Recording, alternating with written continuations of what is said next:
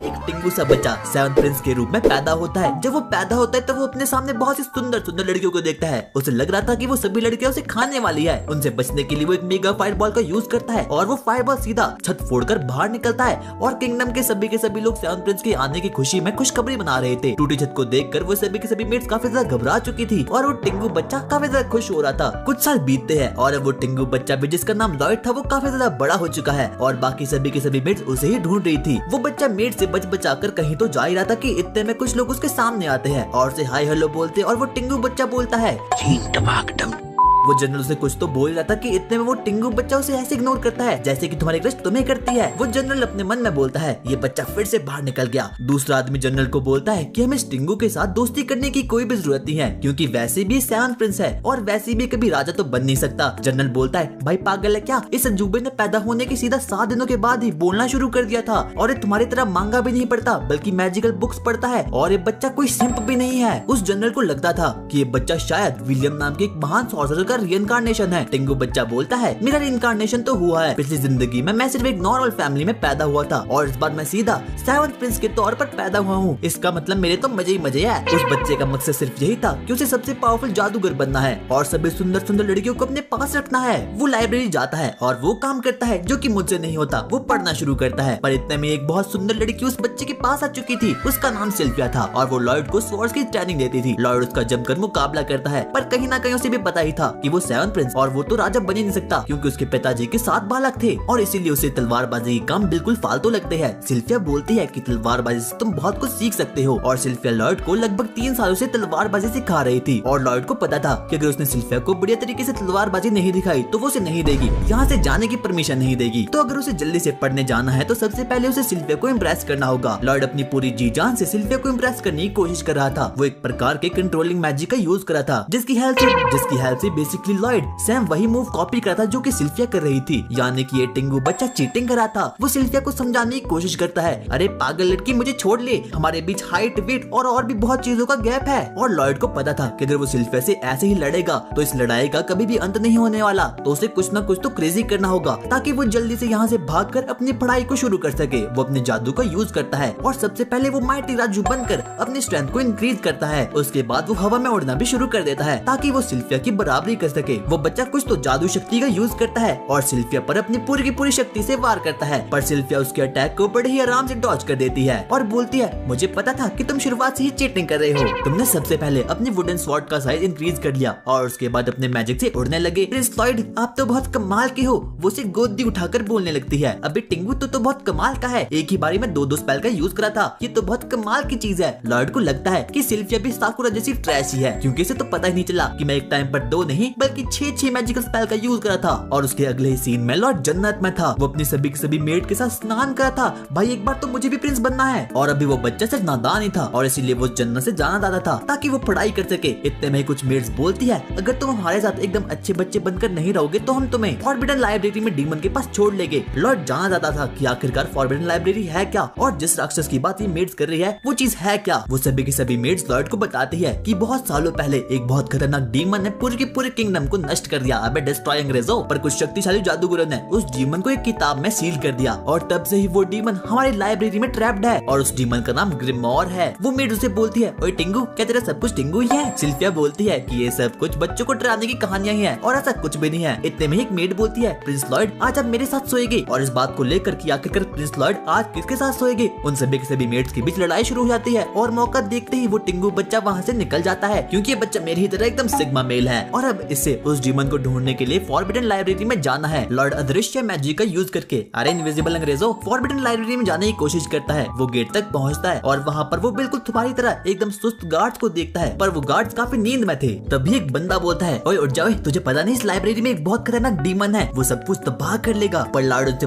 बचा कर खुफिया ठिकाने तक पहुंच चुका था। वहीं वो फालतू गार्ड बोल रहे थे उस लाइब्रेरी के अंदर कोई भी नहीं जा सकता क्योंकि उस लाइब्रेरी के गेट में एक बहुत पावरफुल सीलिंग मैजिक लगा है और उसे स्वयं माइटी राजू ही तोड़ सकते हैं, पर अचानक से लॉयड अपने मैजिक से 1 सेकंड के अंदर ही सील को तोड़ देते हैं और लाइब्रेरी में एंटर होता है। तभी एक उड़ती उड़ती बुक उसके पास आती है और उसमें से एक बहुत खतरनाक आत्मा बाहर आती है और उसे बोलती है, मैं काफी ज्यादा इम्प्रेस हूँ कि तुमने गेट वाली सील को तोड़ लिया। मेरा नाम ग्रिमोर है और टिंगू तेरा नाम क्या है? लॉयड से अपना नाम बताता है और उसके बाद ग्रिमोर उस टिंगू से सीधा काम की बात करता है और बोलता है, अगर तुमने मेरी सील को तोड़ा तो बहुत मजा आएगा और मैं हमेशा हमेशा के लिए आजाद हो जाऊंगा, और अगर तुमने ऐसा किया तो मैं तुम्हें सिल्फिया दूंगा। पर लॉयड बोलता है, मैं कोई सिंप नहीं हूँ। ग्रिमोर को समझ आता है कि ये बच्चा बच्चा नहीं बल्कि बच्ची है और वो उसे कुछ सोने के सिक्के देता है। पर लॉयड उन्हें उठाता है और बोलता है कि तुम्हारा मैजिक तो साकुरा से भी ज्यादा बुरा है और तुमने तो बस मिट्टी को सोने में बदला है। और इस सुनकर ग्रिमोर बिल्कुल बावला हो चुका था, क्योंकि उसे समझ ही नहीं आ रहा था कि आखिरकार इस बच्चे को जिंदगी में चाहिए क्या। ना इसे सिल्फिया की चाहिए, ना इसे गोल्ड चाहिए और ना ही तो कुछ और अब तो लॉयड को ग्रिमोर में ज्यादा इंटरेस्ट भी नहीं आता और वो दरवाजे में जाकर फिर से सील लगाने के बारे में सोच रहा था। पर ग्रिमोर उसे लाख बार समझाने की कोशिश करता है, अरे सर प्लीज मुझे आजाद कर दो, मेरी तो अभी शादी भी नहीं हुई है। तो ग्रिमोर लॉयड को लालच देने की कोशिश करता है और बोलता है कि अगर तुमने मुझे आजाद किया तो मैं तुम्हें हैरी पॉटर के जमाने का जादू सिखाऊंगा। और लॉयड को इस पूरी की पूरी जिंदगी में सिर्फ जादू ही ऐसी चीज थी जो कि उसे अच्छी लगती थी और लॉयड भी अब उसे खोलने के लिए मान जाता है। वो अपने मैजिक का यूज करके ग्रिमोर को आजाद करता है और ग्रिमोर कोई खतरनाक मॉन्स्टर नहीं बल्कि सस्ता कूरमा था और अब वो फाइनली आजाद हो चुका था। और इतने में वो पापिक बच्चा बोलता है,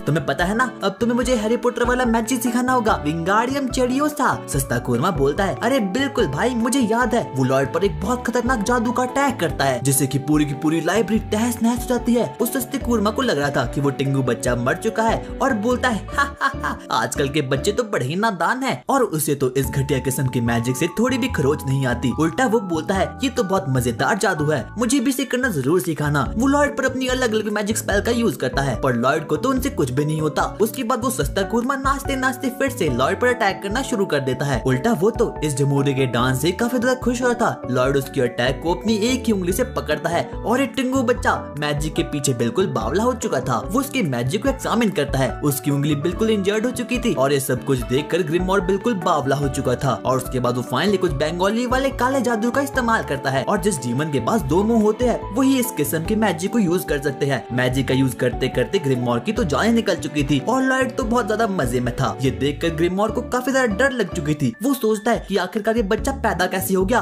और अब ग्रिमोर वहाँ से भागने की कोशिश करता है पर लॉयड अपने बैरियर की हेल्प से उसे पकड़ लेता है और ग्रिमोर तो यही सोचा था, Leave me alone, please leave me alone. Leave me alone, please. Lloyd अपने जुत्सु की हेल्प से उस पर अटैक करता है जिससे कि सस्ते कूरमा की चटनी बन चुकी थी। लॉयड अपने मैजिक का यूज करके लाइब्रेरी को फिर से रिपेयर कर देता है और ये देखकर ग्रिमोर की पूरी तरीके से फट चुकी थी। वो बोलता है, अरे मास्टर मैं तो एक छोटा सा बस 500 साल का बच्चा हूँ, प्लीज मुझे माफ कर दो और हाँ मैं आपका बस सर्वेंट बनकर रहूंगा। लॉर्ड ग्रिमोर के साथ एक पप्पी के जैसे खेलना शुरू कर देता है और ग्रिमोर अपनी फटी हालत में बोलता है, मास्टर माफ कर दो, मेरे छोटे छोटे बीवी बच्चे हैं और प्लीज मुझे अपना फैमिलियर बना लीजिए। ग्रिमोर अपने आप को एक अजीब से पोकेमॉन में कन्वर्ट करता है और पता नहीं क्यों ग्रिमोर लॉयड को सब कुछ देने के लिए तैयार हो चुका था। लॉर्ड ग्रिमोर को अपने जेब में रखता है और सुनकर ग्रिमोर काफी ज्यादा खुश हो चुका था। वो सोचता है कि ये बहुत बुद्धू बच्चा है क्योंकि जितना भी मैं इसके पास आऊंगा उतना ही इजी से कंट्रोल करना होगा। वो उसे कंट्रोल करने की कोशिश करता है पर वो देखता है कि लॉयड का मारा तो काफी ज्यादा डेंजरस है और अब उसकी पूरी की पूरी तरीके से फट चुकी थी और लॉयड तो इस पूरी की पूरी दुनिया का पापा है। लॉयड वहाँ से निकलता है और अगले दिन एक बंदा सूट बूट पहनकर लॉयड के पास आता है और वो उसे ट्रेनिंग करने के लिए बुलाता है। वो उसका बड़ा भाई था जिसका नाम एल्बर्ट है। वो उसे ट्रेनिंग करने के लिए एक मैदान मिल जाता है और वहाँ एल्बर्ट अपनी दाव से टारगेट पर फायरबॉल मारना शुरू करता है और वो बारी बारी करके सभी टारगेट्स को डिस्ट्रॉय कर देता है और ये देखकर सभी के सभी लोग उसकी बहुत तारीफ करते हैं और लॉयड ग्रिम को बताता है कि एल्बर्ट सेकंड प्रिंस है और वो काफी ज्यादा खतरनाक भी है और सभी लोग उसकी काफी ज्यादा रिस्पेक्ट भी करते हैं और उसी के साथ साथ बहुत से लोग तो ये भी मानते हैं कि एक दिन जरूर ये राजा बनेगा। और भाई पता नहीं लॉयड लड़का है या फिर लड़की और अब लॉयड की बारी आ चुकी थी और वैसे भी उसे किंग बनने का कोई भी शौक नहीं था तो इसीलिए वो अपने जुत्सु का यूज करके सिर्फ टारगेट्स को टच ही करता है और ये देखकर वो पोकेमॉन काफी ज्यादा शॉक्ड हो चुका था क्योंकि उसे लग रहा था कि कल रात तो इसने मुझ जैसे पावरफुल मॉन्स्टर की पुंगी बजा ली और आज ये एक टारगेट को डिस्ट्रॉय नहीं कर सकता। ये देखकर कुछ नादान मनुष्य उस पर हंसना शुरू कर देते हैं। हा हा, साइड करो इस बच्चे को, ये किसका बच्चा खो गया इधर। और यार बर्ड को भी सब कुछ समझ आ चुका था। उसे पता था कि लॉयड ये सब कुछ जानबूझ कर रहा है और उसी के साथ साथ उसे ये भी पता था कि लॉयड काफी ज्यादा खतरनाक है। वो बस जानबूझ कर ही टारगेट को खत्म नहीं कर रहा। बाकी सभी के सभी लोग वहाँ से जाते हैं और अब वो टिंगू बच्चा काफी ज्यादा एक्साइटेड हो चुका था। अब वो सोचता है कि अब मैं ग्रिम का 2 मुंह वाला जादू करूंगा।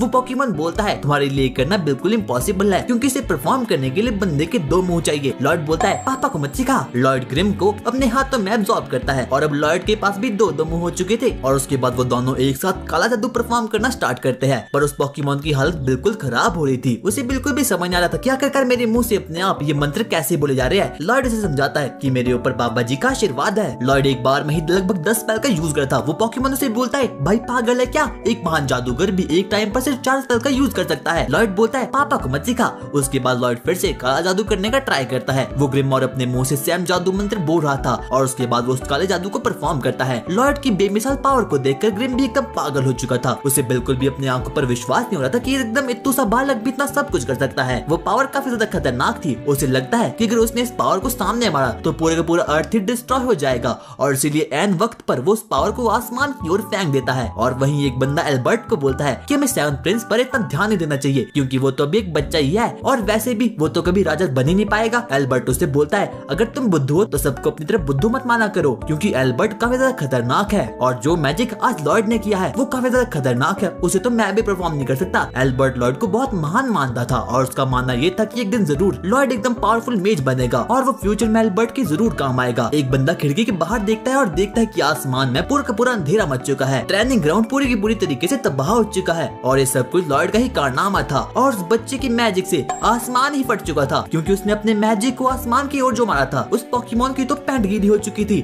लॉर्ड जल्दी से अपने मैजिक का यूज करके आसमान को रिपेयर करता है और अब ग्रिम को भी समझ आ चुका था कि ये टिंगू बालक काफी ज्यादा खतरनाक है और अब से ग्रिम ही अपने बॉस यानी कि उस टिंगू बच्चे का ख्याल रखता था। वो लोग लाइब्रेरी में बैठकर चिल कर रहे थे कि इतने में ग्रिम बोलता है बॉस आप न्यूज़पेपर में आ गए। पर यहीं पर लॉर्ड देखता है कि एक सुंदर लड़की ने डंजन्स क्लियर कर लिया है और उसकी न्यूज़पेपर में छपी है और अब वो भी उस लड़की के पास जाकर मजे करेगा। वो डिसाइड करता है कि वो भी डंजन में जाएगा और वहाँ से खजाना लाएगा। वो पोकेमॉन से बोलता है कि अगर तुम यहाँ से जाओगे तो सिल्फिया की गोदी कौन चढ़ेगा। मतलब सिल्फिया के साथ साथ बाकी लोग भी काफी ज्यादा घबरा जाएंगे कि आखिरकार तुम हो कहाँ। इतने में ही लॉर्ड ग्रिम को बोलता है पापा को मत सिखा। वो एक मूंगफली को अपने सामने फेंकता है और वहाँ पर उसी की एक डुप्लीकेट डॉल आ चुकी थी। वो पोकेमॉन को बोलता है ये मेरी ही तरह दिखता है और उसी के साथ साथ इसकी एक्शन भी मेरी ही तरह है और उसके बाद वो दोनों बच्चे नाचने लगते हैं। पोकेमॉन बोलता है फिर तो बढ़िया है, तुम डंजन में चल जाओ और ये डॉल यहाँ पर रहकर सिल्फिया के साथ मजे करेगी। लॉर्ड उसे बताता है कि ये करना बहुत मुश्किल है क्योंकि सिल्फिया मेरे अंग अंग से वाकिफ है और उसे पहले ही पता चल जाता है कि मैं नहीं बल्कि कोई और ही है। एक दिन वो बता रही थी कि कुछ छोटी चीजें काफी ज्यादा बड़ी हो रही है और वो डॉल फिर से नाचने लगी तो इसीलिए लॉर्ड पोकेमॉन की आत्मा को निकाल कर उस डॉल में डाल देता है और खुद डंजन की ओर जाता है। और ग्रिम जो कि डॉल की बॉडी में था वो अपनी अदाओं की हेल्प से मेड को इम्प्रेस करता है और इतने में ग्रिम का दिमाग चलता है। वो सोचता है कि अभी वो टिंगू बचा तो किंगडम में है नहीं तो मैं पूरे के पूरे किंगडम को ही बर्बाद कर लूंगा। पर लॉर्ड उसे बोलता है कि मैं बहुत खुश हूँ ग्रिम जो तुम मेरे फैमिलियर बने। और ये सुनकर तो ग्रिम भी बिल्कुल पिघल चुका था और वो बोलता है बॉस जल्दी आना।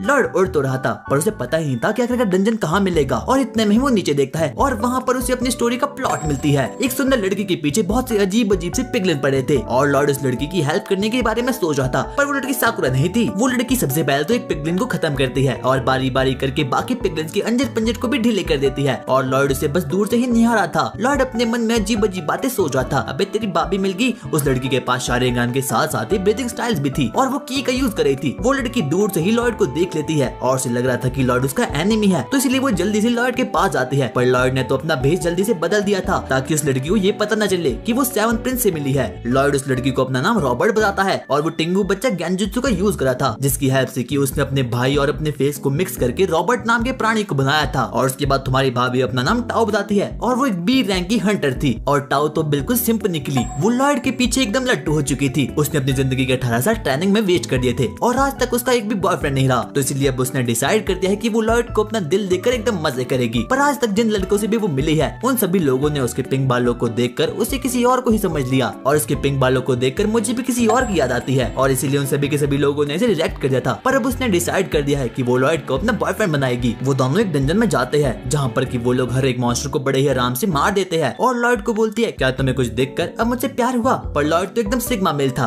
वो तो पत्थरों को कलेक्ट करने में बहुत बिजी था और टाओ तो बिल्कुल भी कवारा नहीं मना जाती थी इसलिए वो लॉर्ड पर लौंडाबाजी कर रही थी। वो लोग एक जगह पर बैठकर मीठी मीठी बातें करना शुरू करते हैं। उसके बाद वो लोग आलू से चालू हो गए। वो लॉर्ड को की टेक्निक के बारे में बताती है जो कि डीमन स्लेयर भी यूज करते हैं। उसके लिए उन लोगों को सबसे पहले किसी ब्रीदिंग स्टाइल को सीखना होगा और उसके बाद लॉर्ड ये ट्राई करने की कोशिश करता है पर तभी उसकी सांस अटकती है। टाओ ये देखकर बिल्कुल हैरान हो चुकी थी कि आखिरकार इसने ब्रीदिंग टेक्निक को इतनी जल्दी मास्टर कैसे कर दिया क्योंकि उसे भी ब्रीदिंग टेक्निक को मास्टर करने में लगभग 5 साल लगे थे। और अब वो डिसाइड कर लेती है कि यही मेरे बच्चों का बाप बनेगा। और उसके बाद वो लॉयड को की का यूज करने से मना करती है क्योंकि ये काफी ज्यादा खतरनाक है और अगर उसने ऐसा किया तो क्या पता वो कवारी ही मर जाएगी। लॉयड उसका थैंक यू करता है और उसके बाद टाओ लॉयड की स्माइल देखकर एकदम बावली हो चुकी थी, साली सिम कहीं की। और वहीं दूसरी तरफ कैसल में ग्रिम के पास सिल्फी आ चुकी थी और ग्रिम में देखकर बिल्कुल डर चुका था। वहीं टाओ डंजन के हर एक मॉन्स्टर को बड़ी आराम से खत्म करी थी और अब वो लोग फाइनली ट्रेजर को लूट सकते थे क्योंकि वहाँ का बॉस भी अब मर चुका है। पर लॉयड यही सोच रहा था कि आखिरकार इस डंजन को बनाया कैसे होगा और इस सोचते सोचते लॉयड ब्रीदिंग टेक्निक का भी यूज करा था। और टाओ तभी बोलते है कि मुझे अपने सपनों का राजकुमार मिल गया, भाई बच्चा है वो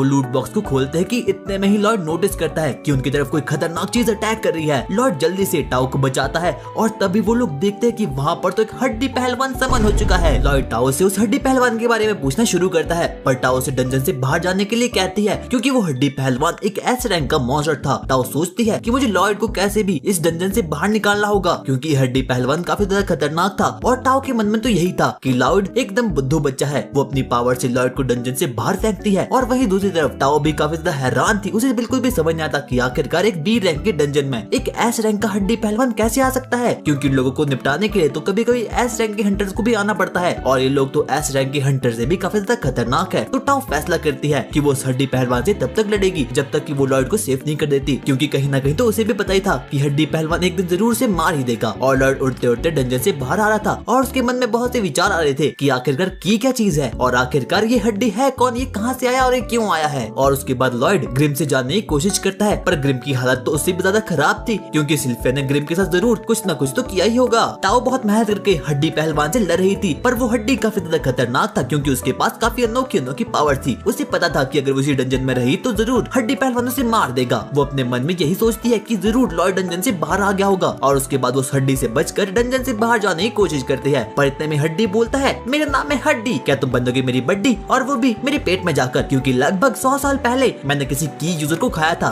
दरअसल उस हड्डी की पावर ये थी कि वो जिसको भी खाएगा उसकी पावर उसके पास आ जाएगी और उसके बाद वो उन लोगों की पावर का भी यूज कर सकता है। वो टाओ को खाने के लायक बिल्कुल भी नहीं समझता क्योंकि टाओ बिल्कुल वीक थी पर उसे किसी भी हालत में लॉयड को खाना था क्योंकि वो लॉयड को खाने में काफी ज्यादा इंटरेस्टेड था। टाओ अपनी पावर से हड्डी पर अटैक करती है पर उस हड्डी को तो कोई फर्क नहीं पड़ता। वो हड्डी भी बिल्कुल बावली पूछ थी, वो एक बैरियर को क्रिएट करता है और टाओ उस पर लात घुसे मारना शुरू कर देती है और आखिर में जाकर फाइनली वो बैरियर टूट जाता है। पर उसे तोड़ने में तो टाओ की हालत बिल्कुल खराब हो चुकी थी। हड्डी उसके पीछे आता है और वो उसे बोलता है तुम तो बिल्कुल साकुरा जैसी निकली और वो उसे मारने वाला था कि इतने में टिंगू बच्चा वहाँ पर आ चुका था। और उसके बाद लॉयड अपने चारों ओर एक बैरियर को क्रिएट करता है और वो बैरियर काफी ज्यादा स्ट्रॉन्ग था और उसके बाद उन दोनों में एक बहुत तगड़ी सी बैटल शुरू होती है। पर लॉयड के पास काफी ज्यादा खतरनाक पावर्स थी, वो उसे अपनी हर एक पावर की हेल्प से चकमा दे रहा था क्योंकि उसे पता ही था कि वो इस पूरे के पूरे वर्ल्ड में सबसे स्ट्रॉन्गेस्ट है। और लॉयड तो उस हड्डी पहलवान को बिल्कुल भी सीरियस नहीं लेता बल्कि वो तो हड्डी जी के मजे ले रहा था। वो उस पर अपने एक्सपेरिमेंटल अटैक से वार करा था। हड्डी पहलवान लॉयड के बैरियर पर बहुत ज्यादा अटैक करा था पर लॉयड काफी ज्यादा स्ट्रॉन्ग था और इसलिए वो उसकी बैरियर को तोड़ ही नहीं पाता। और वहीं लॉयड को हड्डी के साथ खेलने में काफी ज्यादा मजा आ रहा था क्योंकि उसकी हेल्प से उसे नए नए अटैक्स को देखने का मौका मिला था। और उसके बाद लॉयड उस हड्डी पर मजे से वार करना शुरू करता है और उसे भी काफी ज्यादा मजा आ रहा था। पर अब काफी ज्यादा देर हो चुकी थी और लॉयड भी हड्डी से खेलते खेलते काफी ज्यादा बोर हो चुका था, इसलिए वो डिसाइड करता है कि अब मैं इस तमाशे को खत्म कर लूंगा। और इसलिए लॉयड भाई लास्ट में जाकर एक की स्लैश का यूज करके हड्डी पहलवान को एकदम निपटा देते हैं और उस हड्डी को हड्डी लोग पहुंचा देते हैं। वो लोग लूट बॉक्स को ओपन करते हैं और वहाँ पर उन लोगों को एक छोटा सा चाकू मिलता है। लॉयड सोचता है वाला चाकू तो मेरे वाले से भी छोटा है पर लॉयड को लगता है कि इस वाले चाकू में कुछ तो खतरनाक बात जरूर है। वो उस चाकू को अपने पास रखता है और इतने में ही पूरा का पूरा डंजन कांपने लगता है। और उसके बाद वो दोनों लोग उस डंजन से बाहर आते हैं और लॉयड ने अब डंजन के बारे में बहुत सी जानकारी कलेक्ट भी कर दिया था। और उसके बाद टाओ लॉयड से मीठी मीठी बातें करना शुरू करती है पर अब लॉयड को सिल्फिया की याद आ रही थी और इसलिए वो वहाँ से निकल जाता है। और अब टाओ यही सोच रही थी कि आखिरकार वो लॉयड को कैसे ढूंढेगी। जब लॉयड अपने कैसल वापस आता है तब वो देखता है कि ग्रिम के सर पर तो सिल्फिया ने 4 पहाड़ को बना लिया है। दरअसल ग्रिम सिल्फिया के साथ ट्रेनिंग करा था और इसी के दौरान सिल्फिया ने उसके सर पर पहाड़ बना लिए। और सिल्फिया तो अपने मन में यही सोच रही थी कि आखिरकार लॉयड इतना वीक कैसे हो सकता है। उसके बाद लॉयड ग्रिम को सांत्वना देता है, भाई कुछ नहीं होता, मैंने भी बहुत लपेड़े खाए हैं। अगले ही सीन में लॉयड डंजन वाले चाकू पर कुछ तो जादू टोना कर रहा था। वो उसे सबसे पहले गर्म पानी में डालता है और वो देखता है कि उस पर तो एन्चेंटमेंट लगी है। दरअसल ये माइंड का वाली एन्चेंटमेंट है जिसकी हेल्प से कोई भी चाकू या फिर कोई भी हथियार बहुत ज्यादा पावरफुल हो जाता है। वो उसके एन्चेंटमेंट के बारे में और ज्यादा पढ़ना शुरू करता है और उसके बाद वो उस नाइफ की कुछ कीमती चीजों को निकाल देता है। और अब लॉयड को भी अपनी एन्चेंटमेंट बनाई जिसके लिए कि उसे बहुत सी चीजों की जरूरत पड़ेगी। तो लॉयड सबसे पहले अपने पापा के पास जाता है। अच्छा तो ये आदमी है जिसके पास इतना स्टेमिना है। वो अपने पिताश्री से सिल्वर कॉइन मांगता है और स्टेमिना वाले अंकल तो यही सोच रहे थे कि आखिरकार लॉयड इतना पैसा कहाँ फूकेगा। और लॉयड तो अपने कमरे में कॉइन्स को पिघला रहा था और वहीं सिल्फी और लॉयड अपनी ट्रेनिंग को शुरू करते हैं। लॉयड गिरने ही वाला था कि इतने में वो सिल्फिया की गोदी में आ चुका था और सिल्फिया लॉयड को ऑयल देती है।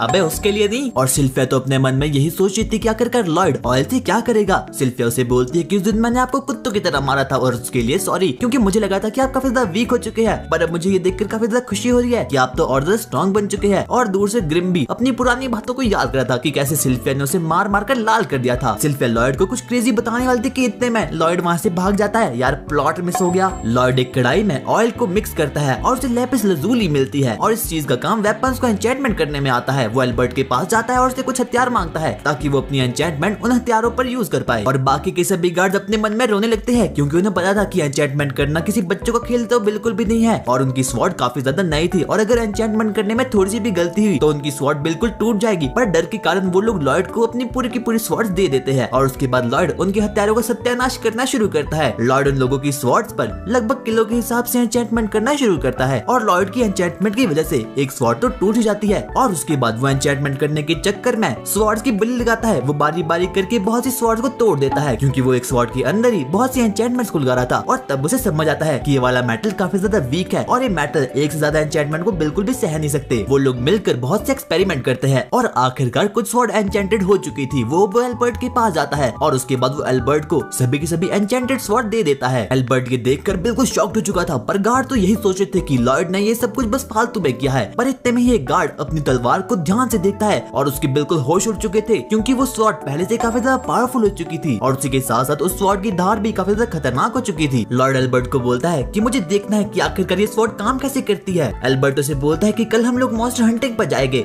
वो सभी के सभी लोग अपनी पूरी की पूरी तैयारी करके फॉरेस्ट की ओर निकलते हैं ताकि वहाँ पर वो जाकर वो मॉन्स्टर हंटिंग कर सके और लॉयड को उसके एन्चेंटेड स्वॉर्ड का कारनामा दिखा सके। सुबह सुबह ही लॉयड, सिल्फिया और एल्बर्ट फॉरेस्ट की ओर निकलते हैं जो कि उन लोगों के किंगडम के करीब ही था और आखिर में जाकर वो फाइनली उस फॉरेस्ट तक तो पहुंच चुके थे। और लॉयड काफी ज्यादा एक्साइटेड था क्योंकि आज अपने पूरे के पूरे जीवन में पहली बार वो देखने वाला है कि आखिरकार मॉन्स्टर कैसे दिखते हैं। वो सिल्फिया से पूछता है कि आखिरकार उसे मॉन्स्टर कब देखने को मिलने वाले हैं और सिल्फिया लॉयड को बताती है कि उसे मॉन्स्टर देखने के लिए थोड़ा वेट करना होगा। और सिल्फिया और लॉयड काफी ज्यादा खुश थे। सिल्फिया एल्बर्ट को थैंक यू बोलती है क्योंकि उसने ही लॉयड के साथ उसे आने को कहा था। एल्बर्ट सिल्फिया को बोलता है कि उसे मालूम है कि लॉयड और सिल्फिया के बीच क्या चालू है और लगता है सिल्फिया के मन में लॉयड को फ्यूचर हस्बैंड बनाने का मन है और वो अपनी फीलिंग को तब तक एक्सप्रेस नहीं करेगी जब तक कि लॉयड 18 साल का नहीं होगा। और उसके बाद एल्बर्ट सिल्फिया की फिर से टांग खींचना शुरू कर लेता है पर इतने में सिल्फिया अपनी स्वॉर्ड को निकालती है जिसे देखकर एल्बर्ट काफी ज्यादा डर चुका था। पर सिल्फिया ने वो तलवार एल्बर्ट को मारने के लिए नहीं बल्कि उसे पता था कि उसकी चारों ओर बहुत सारे मॉन्स्टर्स आ चुके हैं और उन लोगों को निपटाने के लिए सिल्फिया ने अपनी स्वॉर्ड को निकाल दिया था। और पता नहीं क्यों ये मॉन्स्टर मेरे गली के कुत्ते लग रहे हैं। सभी के सभी नाइट्स भी उन कुत्तों से लड़ने के लिए बिल्कुल तैयार हो चुके थे और लॉयड को ऐसी एक्टिंग करनी पड़ेगी जैसे कि वो बहुत डरा हुआ है ताकि किसी को भी उस पर शक ना हो। पर सच तो ये था कि लॉयड को पहले ही पता चल चुका था कि वो मॉन्स्टर उनकी ओर बढ़ रहे हैं क्योंकि उसने टाओ की सिखाई गई की टेक्निक को बिल्कुल मास्टर कर दिया था और उसी की हेल्प से वो अपने आसपास के मॉन्स्टर को रिसर्च कर सकता है। लॉयड को ये सब कुछ देखकर बहुत मजा आ रहा था क्योंकि अब उन कुत्तों की और गार्ड्स की बहुत भयानक वाली लड़ाई शुरू होने वाली थी। इतने में ही एक गार्ड लॉयड की दी हुई स्वॉर्ड से उस कुत्ते को मारने की कोशिश करता है और वो कुत्ता तो भाई एक ही शॉट में खत्म हो जाता है। और अब सभी के सभी लोग लॉयड की स्वॉर्ड को देखकर काफी ज्यादा शॉक्ड हो चुके थे। वो सभी के सभी खतरनाक नाइट्स भी अब ये देखकर काफी ज्यादा घबरा चुके थे कि उनके पास एकदम खतरनाक कियामत वाली स्वॉर्ड्स है। ये सब कुछ देखकर एल्बर्ट भी लॉयड की काफी ज्यादा तारीफ करता है, अरे मेरा छोटा भाई तो बहुत कमाल का है। और उसी के साथ साथ सिल्फिया भी लॉयड की काफी ज्यादा तारीफ करती है। पर लॉयड ने सिल्विया की स्वॉर्ड को बिल्कुल भी एन्चेंट नहीं किया था पर ऐसा लग रहा था कि सिल्फिया को एन्चेंटमेंट वाली स्वॉर्ड की कोई भी जरूरत नहीं है क्योंकि उसने तो अपनी नॉर्मल स्वॉर्ड से ही लगभग किलो के हिसाब से उन मॉन्स्टर को मार दिया था। इतने में ही एक मॉन्स्टर बच चुका था और वो लॉयड की तरफ आगे बढ़ा था उसे मारने के लिए। पर इतने में वहाँ पर उर्फी जावेद आ जाती है और उस मॉन्स्टर को एक किक मारकर ही वहाँ से दूर भगा लेती है। और ये कोई और नहीं है बल्कि टाओ थी क्योंकि उसने इस वाले एरिया में किसी हॉट लड़के को सेंस किया था और इसलिए दौड़ते दौड़ते वो यहाँ पर आ चुकी थी। वो लॉयड को देखती है और लॉयड को देखकर उसे रॉबर्ट की याद आती है जो लड़का उसके साथ डंजन में था यानी कि लॉयड ही। लॉयड ने तो सोच रखा था कि आज के बाद वो इस उर्फी जावेद से कभी मिलेगा नहीं पर इतने में टाओ को सेंस हो जाता है कि कोई लड़का की का यूज कर रहा है और इसलिए वो दौड़ते दौड़ते यहाँ पर आ चुकी थी और उसे लॉयड पर काफी ज्यादा शक हो रहा है। लॉयड को निहारी देती ने वो सेंस करती कि उसके पीछे से कोई मॉन्स्टर अटैक कर रहा है पर इतने में सिल्फिया वहाँ पर आ चुकी थी और वो उस मॉन्स्टर को एक सेकंड में खत्म कर लेती है। और सिल्फिया टाओ को देखकर बहुत नाराज हो चुकी थी क्योंकि वो उसके फ्यूचर हस्बैंड के इतने पास खड़ी थी। वो उसे बोलती है ओए मुर्गी जावेद यहाँ से निकल जा। वो दोनों आंखों आंखों से ही लड़ना शुरू कर लेते हैं और अब टाओ भी उन लोगों के साथ मॉन्स्टर हंटिंग के लिए आगे बढ़ेगी। उसके बाद वो सभी के सभी लोग एक नदी के किनारे अपना टेंट लगाते हैं, क्योंकि आगे जाकर उन्हें एक बहुत खतरनाक मॉन्स्टर से भिड़ना होगा। एल्बर्ट टाओ के पास जाता है और उसे अपना इंट्रोडक्शन देता है और कहता है कि मैं सेकंड प्रिंस हूँ। और ये देखकर टाओ बिल्कुल शॉक्ड हो चुकी थी, क्योंकि उसे पता नहीं था कि एल्बर्ट एक रॉयल है। वो अपनी पुरानी करतूतों के लिए उसे माफी मांगती है और अब टाओ को एल्बर्ट काफी ज्यादा हॉट लग रहा था और इसलिए वो फिर से उस पर लौंडाबाजी करना शुरू करती है। पर टाओ तो रॉबर्ट के लिए कमिटेड थी, उसे किसी भी हालत में रॉबर्ट को ढूंढना था, क्योंकि वो उसे काफी ज्यादा पसंद था। एल्बर्ट उसे बोलता है कि क्या मैं उसी की तरह दिखता हूँ जिसे कि तुम ढूंढ रही हो? पर टाओ उसे बोलती है तुम नहीं, बल्कि वो टिंगू बच्चा उसकी तरह से काफी सिमिलर दिखता है। टाओ उस टिंगू बच्चे को ढूंढ रही थी, पर लॉयड तो एक कैंप के पीछे छिपा था। वो बिल्कुल भी ये नहीं चाहता था कि टाओ को ये पता चले कि लॉयड ही वही था जो कि उसे डंजन में मिला था। वो डिसाइड करता है कि वो अपने टेंट में ही छिपा रहेगा। वो जैसे अपने टेंट में जाता है, इतने में ही उससे अपने सामने जन्नत का दरवाजा दिखता है। पर इससे तो लॉयड को बिल्कुल भी कोई फर्क नहीं पड़ता, क्योंकि ना तो वो सिम था और वैसे भी उसने सिल्फा को ऐसे बहुत हजारों बार देखा है। सिल्फा लॉयड से माफी मांगती है कि वो उसके कमरे में है और उसके बाद लॉयड उसे पूछता है कि आखिरकार वो उसके कमरे में क्या कर रही है। और उसके बाद सिल्फा उसे बताती है कि मेरे कपड़ों में तो ब्लड चले गया था और इसलिए मैं उन्हें चेंज कर रही थी। पर आखिरकार वो लॉयड के ही टेंट में ये चेंज क्यों कर रही है? सिल्फा उसे बताती है कि आज की रात वो यहीं पे सोने वाली है। और लॉयड को तो ये बात बिल्कुल भी पसंद नहीं आती, क्योंकि बाकी के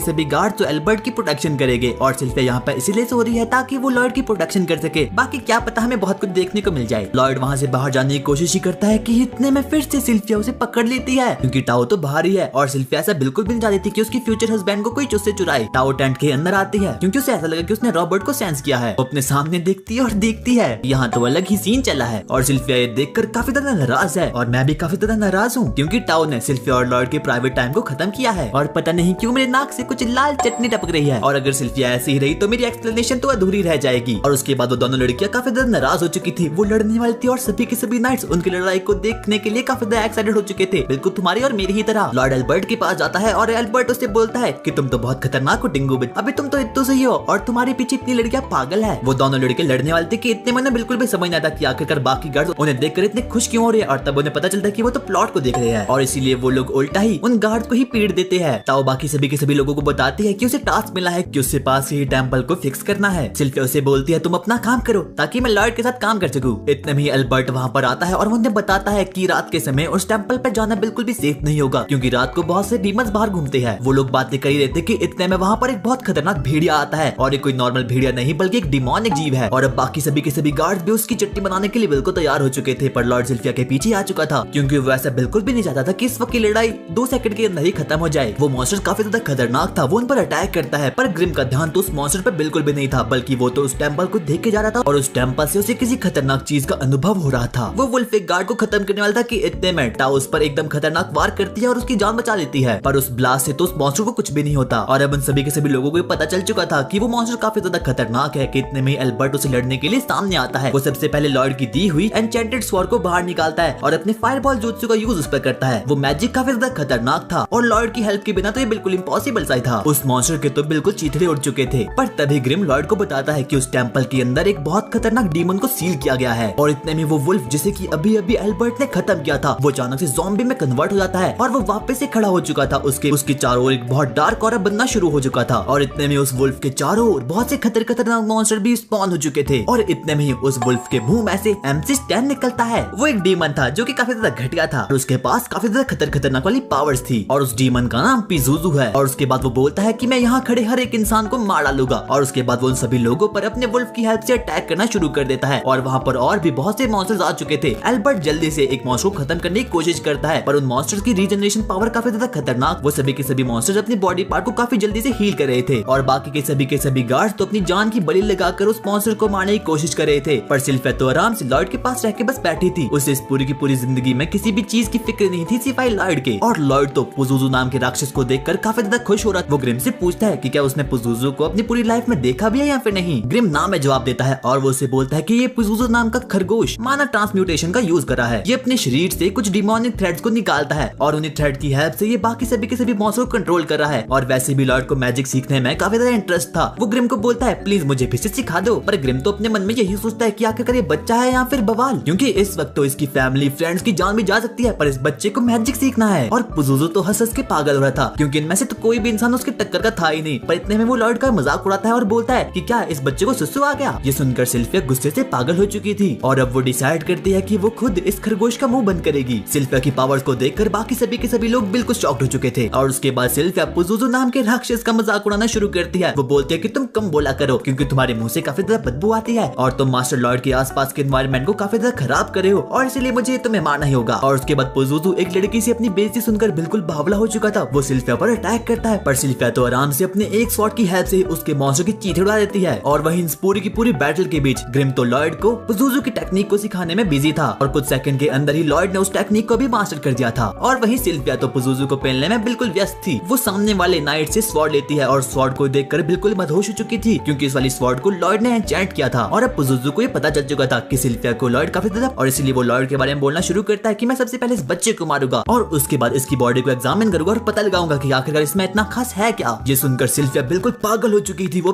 अपनी पूरी की पूरी पावर से उस मॉन्स्टर को बीच में से ही काट देती है और उसके बाद पुजुजू भी उस मॉन्स्टर की बॉडी से बाहर निकल चुका था। सिल्फिया उस खरगोश को मारने के लिए आगे बढ़ती है कि इतने में वो मॉन्स्टर अपने मुंह से कुछ पॉइजनस मानव को बाहर निकालता है। और वहीं दूसरी तरफ एल्बर्ट और टाओ तो दूसरे मॉन्स्टर को पीलने में बहुत ज्यादा बिजी थे और अब वो लोग पुजुजू को मारने वाले थे कि इतने में वो सभी के सभी लोग उस जहरीली गैस से घिर जाते हैं जिसके कारण से कि सभी के सभी लोग बेहोश हो चुके थे। पर टाओ जैसे तैसे करके अपनी ब्रीदिंग स्टाइल का यूज करती है। वो अपनी सांस को रोकती है और जैसे तैसे करके बच जाती है पर सिल्फिया इस गैस से नहीं बच पाती और वहीं पर बेहोश हो जाती है। उसकी हालत काफी ज्यादा खराब हो चुकी थी और अब पुजुजू भी काफी ज्यादा गुस्से में आ चुका था क्योंकि उसका मोटिव तो टूट चुका है। उसका मेन एम यही था कि वो मॉन्स्टर को ट्रैप करके इस पूरी की पूरी दुनिया पर कब्जा करेगा। पर बाकी सभी लोगों ने पुजुजू के मॉन्स्टर को निपटा दिया है। वो सिल्फा पर एक जोरदार मुक्का जड़ता है जिसके कारण से सिल्फा बहुत दूर जाके गिरती है और बाकी के सभी लोगों की भी हालत काफी ज्यादा खराब हो रही थी। वो डीमन बोलता है कि जो भी उस मानव को इनहेल करेगा वो उसके कंट्रोल में आ जाएगा। सिल्फा की तबीयत अब धीरे धीरे काफी ज्यादा खराब हो रही थी पर अभी भी वो पुजुजू का मजाक उड़ा रही थी। इससे पुजुजू बहुत ज्यादा गुस्से में आ चुका था। वो सिल्फा पर फिर से एक वार करने के लिए जाता है पर इतने में टाओ उसके पास आ चुकी थी। वो सिल्फिया को जैसे तैसे करके पुजुजू से बचा लेती है। टाओ सिल्फा से पूछती है कि क्या वो भी लड़ सकती है पर सिल्फा उसे बोलती है यहाँ पे जान अपना काम कर। सिल्फा ठंड के कारण बहुत बुरी तरह से कांप रही थी और इतने में ही सिल्फा भी बेहोश हो चुकी थी। पुजुजू सिल्फा की बहुत ज्यादा तारीफ करता है क्योंकि वो बोलता है कि इन सब में से सिल्फा नहीं उसके मानव को सबसे ज्यादा इनहेल किया था और फिर भी वो इतनी देर तक टिके रही। और इतने में पुजुजू अचानक से गॉड स्पीड की हेल्प से टाओ के पीछे आ चुका है और वो उसे पूछता है कि आखिरकार तुम पर मेरे माना का इस्तेमाल क्यों नहीं हो रहा। इतने में ही टाओ पुजुजू पर एक जोरदार किक जड़ती है और तब पुजुजू को पता चलता है कि जरूर टाओ कुछ ब्रीदिंग स्टाइल का यूज कर रही है जिसकी हेल्प से अभी तक जिंदा है। और इतने में पुजुजू टाओ को पकड़ लेता है और उसे एक जोरदार किक जड़ता है। वो उसे बोलता है क्या तुम भी मेरी मिनियन बनना चाहती हो। जिसे देखकर टाओ को काफी ज्यादा गुस्सा आता है। वो एक बहुत खतरनाक की ब्लास्ट का यूज कर जिसकी वजह से अब उसकी ब्रीदिंग आउट ऑफ कंट्रोल हो चुकी थी। वो जैसे तैसे करके अपनी ब्रीदिंग को कंट्रोल करने की कोशिश करती है पर इतने में पुजुजू का एक मॉन्स्टर उस पर पीछे से वार कर लेता है और उसे अपने मुंह में दबा लेता है। और इतने में पुजुजू टाओ पर भी अपनी पॉइजन गैस का यूज करता है और जिसकी हेल्प से अब टाओ की तबीयत भी काफी ज्यादा खराब हो रही थी। पुजुजू टाओ को बोलता है कि तुम मेरी टीम में आ जाओ और उसके बाद मैं तुम्हें छोड़ लूंगा। और इतने में वो बोलती है कि रॉबर्ट यहाँ पर आकर तुम्हें मार डालेगा। और इतने में वो कुत्ता टाओ को भी निगल देता है और उसके बाद पुजुजू सिल्फिया को अपने पास लाता है और वो अपने मन में यही सोचा था कि इसे तो मैं फाइनली अपना मिनियन बना के रहूंगा क्योंकि ये काफी ज्यादा पावरफुल है। वो और ज्यादा पॉइजन गैस का यूज करता है ताकि वो सिल्फिया की बॉडी पर कंट्रोल कर पाए पर उसे ये पता नहीं था कि उसके पिताश्री तो उसके आसपास ही भटक रहे हैं यानी कि लॉयड। पुजुजू अपने मन में सोच ही रहा था कि आखिरकार कैसे वो इससे अपना मिनियन बनाएगा और उसके बाद पूरी की पूरी दुनिया पर कंट्रोल करेगा। और इतने में लॉयड को पता चल चुका था कि आखिरकार कैसे वो इन वेयरवुल्व्स पर कंट्रोल कर पा रहा है। दरअसल पुजुजू ने बचपन में ही इन वेयरवुल्व्स के पेरेंट्स को मार दिया है और अब वो लोग पुजुजू को ही अपना पेरेंट्स मानते हैं। पर इतने में पुजुजू ये देखकर बिल्कुल शॉक्ड हो चुका था कि आखिरकार ये बच्चा लॉयड अभी तक जिंदा कैसे है। वो उससे पूछता है कि आखिरकार तुम मेरी पॉइजन गैस से कैसे बच सकते हो।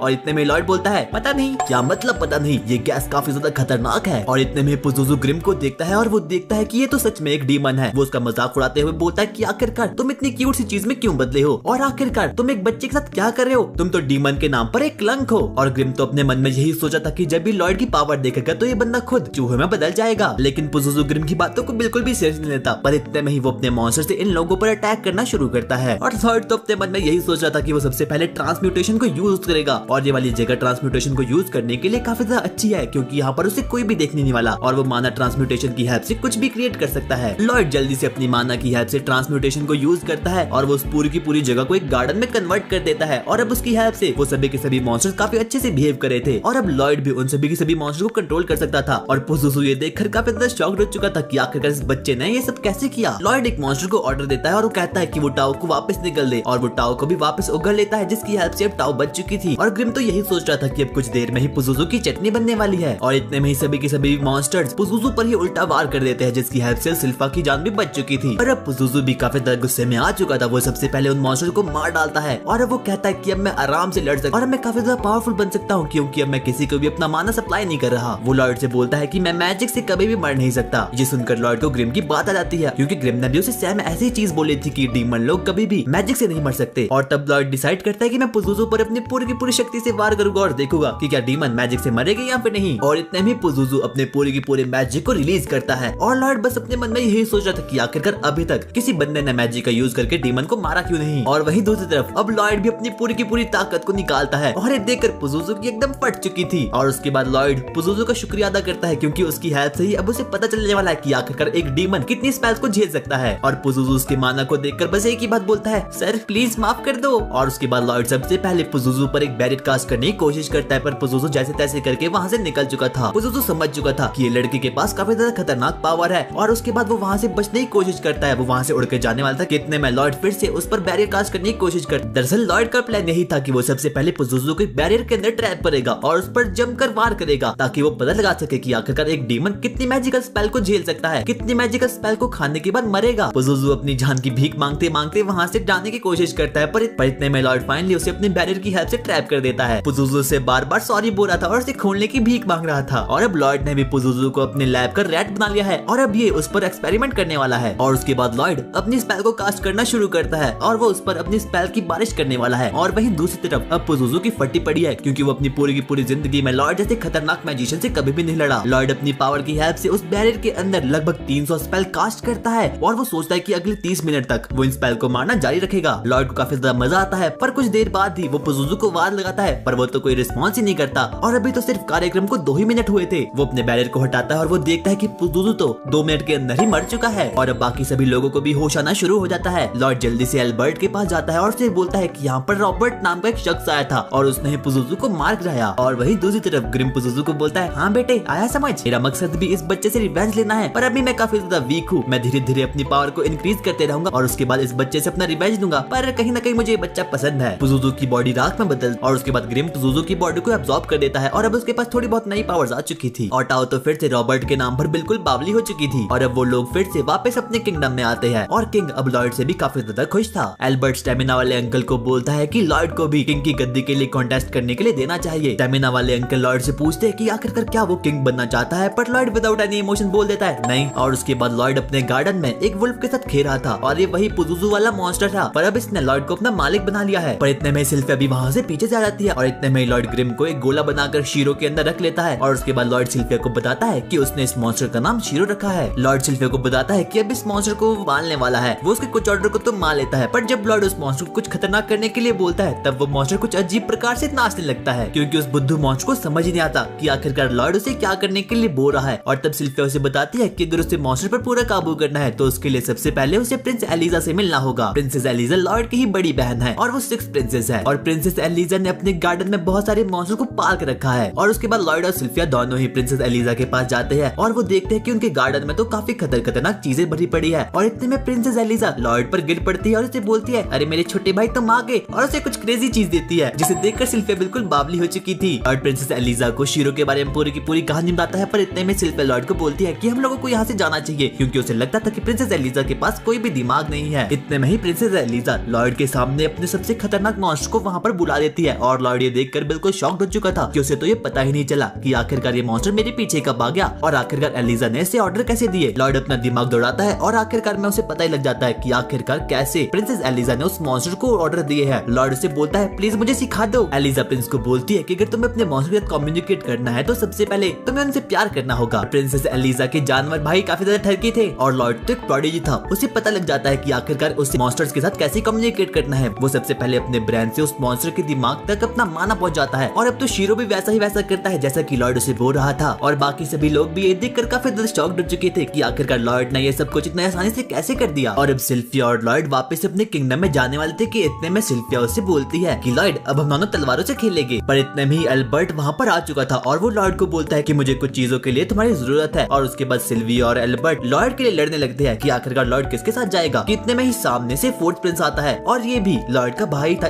इसका नाम डियान था। वो सबसे पहले तो एल्बर्ट और लॉयड को हाय हेलो बोलता है और एल्बर्ट लॉयड को बताना शुरू करता है कि डियान एक ब्लैक स्मिथ है और उसका काम है तलवारों को एन्चेंटमेंट करना। और जब से उसने लॉयड के एन्चेंटमेंट के बारे में सुना है तब से वो काफी ज्यादा एक्साइटेड हो चुका है और तभी वो लॉयड से मिलने के लिए बहुत दूर से यहाँ पर आया है। उसने बहुत अलग अलग एन्चेंटमेंट को सीखा है। डियान को तो ये बिल्कुल भी विश्वास नहीं हो रहा था कि एक इत्तू से बच्चे ने इतनी बढ़िया सी एन्चेंटमेंट की है। डियान लॉयड को बोलता है अगर हिम्मत है तो मेरे सामने किसी स्वॉर्ड को एन्चेंट करके दिखाओ। और उसके बाद लॉर्ड जल्दी से अपने खुफिया दिमाग से एक स्वॉर्ड को जल्दी से एन्चेंट कर देता है। और ये देखकर तो डियान के मुंह पे 12 बज चुके थे। उसे बिल्कुल भी विश्वास नहीं होता कि कोई इंसान एक स्वॉर्ड के अंदर लगभग 50 एन्चेंटमेंट लगा सकता है। डियान लॉर्ड को देखकर काफी ज्यादा खुश था। वो सबसे पहले उसे गोदी उठाता है और उसे बोलता है कि वो तुम ही हो जो कि मेरे ड्रीम को पूरा कर सकता है। और डियान का सपना ये था कि उसे एक ऐसी स्वॉर्ड बनानी है जिससे कि फायर बॉल भी फेंक सकते हैं। और अगर किसी को स्वॉर्ड को बनाना है तो उसके लिए किसी बेहतरीन ब्लैक स्मिथ और किसी खतरनाक एन्चेंटर की जरूरत पड़ेगी। लॉर्ड भी देखकर काफी ज्यादा एक्साइटेड हो चुका था। वो फैसला करता है कि वो जरूर वैसे स्वॉर्ड को बनाएगा जिससे कि वो फायर बॉल को भी फेंक सकते हैं। वो लोग अपने कार्यक्रम को शुरू करते हैं। और भाई लॉर्ड लड़की कैसे बन गया? वो लोग सबसे पहले एक स्वॉर्ड के पीस को लेते हैं और उसके बाद लॉर्ड उसमें एन्चेंटमेंट डालना शुरू करता है। पर वो मेटल का पीस तो बार बार नष्ट हो रहा था। अरे डिस्ट्रॉय अंग्रेजों, वो लोग बहुत ट्राई करते हैं पर बारी बारी करके वो मेटल का पीस तो बर्बाद हो रहा था। लॉर्ड को बिल्कुल भी समझ नहीं आता कि आखिरकार वो गलत कैसे साबित हो सकती। इतने में ही वो उस केमिकल को देखता है जो कि वो लोग यूज कर रहे थे। और तब डियान उसे बताता है कि मैं ये केमिकल चोर बाजार से 2 रुपए में लाया था। और तब लॉर्ड को समझ आता है कि आखिरकार वो लोग स्वॉर्ड को क्यों नहीं बना पा रहे हैं। इस केमिकल की क्वालिटी तो बिल्कुल MC स्टैन की गानों की जैसी है। और अब अगर उन लोगों को उस स्वॉर्ड को बनाना है तो सबसे पहले उन्हें बढ़िया से केमिकल को ढूंढ के लाना होगा। और वो केमिकल तो सिर्फ डंजन में ही मिलता है। और लॉर्ड तो बिल्कुल भी डंजन में जा नहीं सकता। पर इतने में सिल्फिया उसे बताती है कि अब स्टेमिना वाले अंकल ने ये डिसाइड किया है कि तुम भी किंगडम से बाहर जा सकते हो एडवेंचर के लिए। और ये देखकर लॉर्ड तो बहुत ज्यादा खुश होता है। उसके अगले पल ही सिल्वी और लॉर्ड दोनों ही एडवेंचर गिल्ड जाते हैं ताकि उन लोगों को कुछ क्वेस्ट मिल सके और वो लोग डंजन में जा सके। और इतने में गिल्ड गर्ल उन्हें बोलती है कि सबसे पहले लॉर्ड को माना स्टोन पर अपना हाथ रखना होगा ताकि वो लोग मैजिक कर सके कि आखिरकार इस बच्चे के पास कितना मैजिक है। और लॉर्ड तो अपने मन में यही सोच रहा था कि अगर उसने गलती से भी माना स्टोन पर अपना हाथ रखा तो ये पूरा का पूरा ब्लास्ट हो जाएगा और इस कारण से तो सब लोगों को उस पर शक हो जाएगा। तो इसलिए लॉर्ड सबसे पहले अपने माना को बहुत ज्यादा कंप्रेस करने की कोशिश करता है ताकि उस माना स्टोन को ये लगे कि लॉर्ड तो काफी ज्यादा वीक है। वो अपना हाथ माना स्टोन पर रखता है और सभी लोगों को पता चलता है कि उसका रैंक तो ई है। अभी गिल्ड गर्ल बोलती है कि उसका रैंक तो सिमिलर सिल्वर ब्लेडर जैसा है। ये सुनकर बाकी मेंबर्स काफी ज्यादा गुस्से में आ चुके थे क्योंकि वो सिल्वर ब्लेडर की काफी ज्यादा तारीफ करते थे और उसे अपना आइडल मानते थे। मुच्छड़ आदमी सिल्फिया के पास आता है और उसे बोलता है कि लॉर्ड तो एकदम पागल है। करके सुनकर ही सिल्फिया का दिमाग बिल्कुल पागल हो जाता है। वो एक बार करके ही उसे बिल्कुल शॉक कर देती है। और उतने में गिल्ड गर्ल उसे बताती है कि सिल्वर ब्लेडर कोई और नहीं बल्कि सिल्विया ही है। और इतने में ही पीछे से उर्फी जावेद वहाँ पर आ चुकी थी और सिल्फिया और लॉर्ड उसे बहुत बुरी तरह से इग्नोर करते हैं। टाओ बोलती है कि मैंने रॉबर्ट को ढूंढने के लिए अपनी पूरी जिंदगी बता दी और मुझे वो मिला ही नहीं। और इतने में ही सिल्फिया लॉर्ड को बताती है कि असैसिन गिल्ड के बंदे काफी ज्यादा खतरनाक होते हैं। उसके बाद वो लोग एक क्वेस्ट को एक्सेप्ट करते हैं और डंजन में निकल जाते हैं। वहीं दूसरी तरफ एल्बर्ट अब डियान के पास जाता है और उसे बोलता है तुम्हें अब उस स्वॉर्ड को बनाने का काम बंद करना चाहिए क्योंकि वॉर तो काफी ज्यादा क्लोज आ चुकी है और लॉर्ड भी इतनी जल्दी उस केमिकल को नहीं ला पाएगा। वो सभी लोग अपनी पूरी की पूरी उम्मीदों को हार चुके थे कि इतने में ही लॉर्ड पीछे से जल्दी से आता है और उसने फाइनली उस केमिकल को भी ले आया था। और उसके बाद वो सभी लोग मिलकर उस स्वॉर्ड को बना लेते हैं। अगले ही दिन वो लोग ट्रेनिंग ग्राउंड में जाते हैं और स्वॉर्ड को टेस्ट करते हैं और वो स्वॉर्ड तो काफी ज्यादा बवाल बन चुकी थी। अब रात हो चुकी थी और लॉर्ड भी अब सोने की कोशिश ही कर रहा था। कितने में वो नोटिस करता है जल्दी से वहाँ पर नीचे जाता है और वहाँ पर उसका आमना सामना एक असैसिन से होता है। वो एक लड़की थी। वो असैसिन लड़की अपना जल्दी से क्लॉक को हटाती है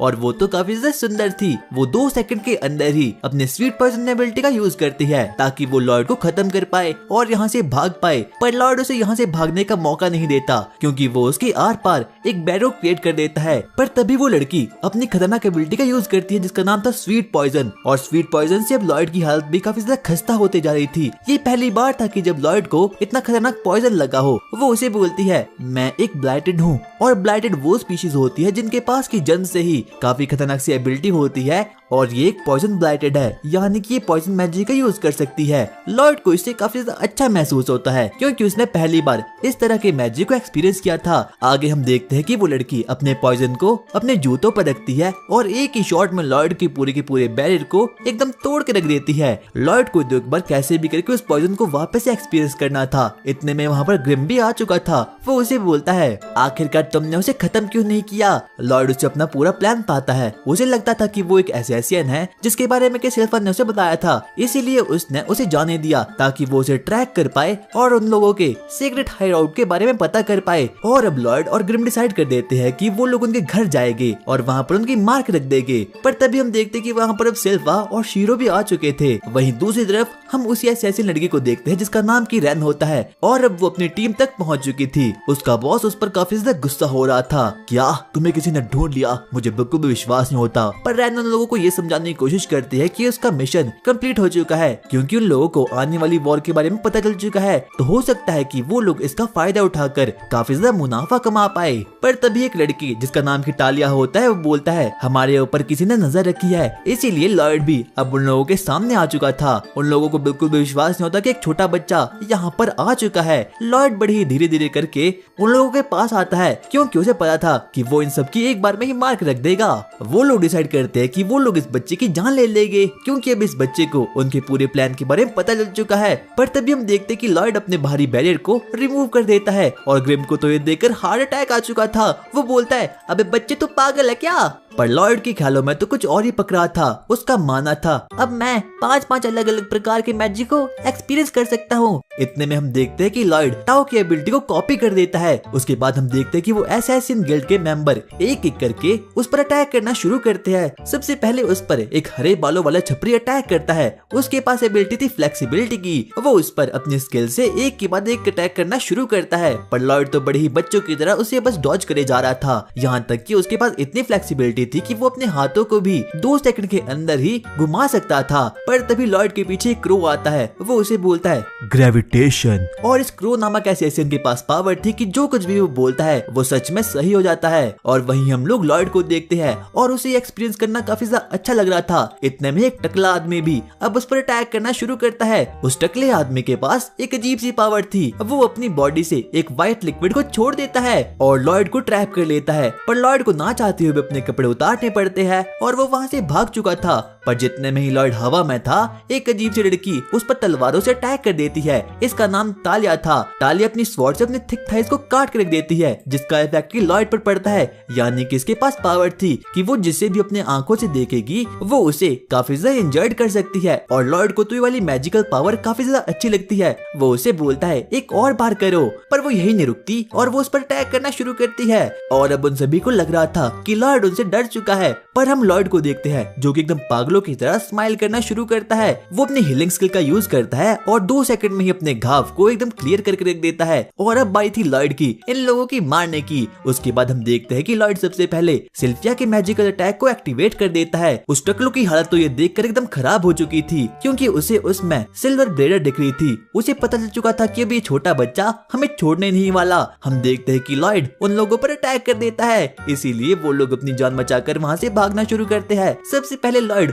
उसी छपरी पर अटैक करता है और वो 2 सेकंड के अंदर ही उसे खत्म कर देता है। यहाँ तक कि वो लोग एक कॉम्बो स्किल का भी यूज करते हैं, पर उसमें भी वो सभी लोग खुद ही पिट चुके थे। और अब टालिया और टकलू बच्चा साथ में फिक्स हो चुके थे। टालिया उसे बोलती है, अरे 5 सेकंड के लिए रुक जाओ। पर वो टकलू उसकी बातों को बिल्कुल भी सीरियस नहीं लेता। इसीलिए हम देखते हैं कि अब टालिया के कपड़े एकदम फट चुके थे। पर लॉयड 2 सेकंड के अंदर ही उस पर अटैक करना शुरू करता है, क्योंकि उस बच्चे को उन 2 चीजों की वैल्यू के बारे में भी पता नहीं है। पर जैसे तैसे करके वो उसके अटैक को डॉज कर लेती है। वो बोलती है, मुझ पर अटैक मत करना वरना तुम्हें भी काफी ज्यादा दर्द होने वाला है। पर लॉयड उसकी बातों को बिल्कुल भी नहीं मानता और सीधे ही उसे दीवार में पटक देता है। और लॉयड को ये दर्द काफी ज्यादा अच्छा लग रहा था। पर तभी वो टकलू लॉयड को पकड़ लेता है। पर लॉयड 2 सेकंड के अंदर ही उसके चंगुल से बाहर निकल चुका था। वो उस पर टाओ की स्पेल का यूज करता है। हम देखते हैं कि रेन लॉयड के पावर को देखकर एकदम फटी हालत में बोलती है, प्लीज मेरे साथ कुछ भी नहीं करना। वो उसे बोलता है, अरे कोई बात नहीं, बस मुझे तुम्हारी पॉइजन वाली स्किल को देखना है। पर तभी वहाँ पर टकलू आता है और बोलता है, नहीं तुम ऐसा मत करना प्लीज। अगर उसने ऐसा किया तो हम सभी मारे जाएंगे,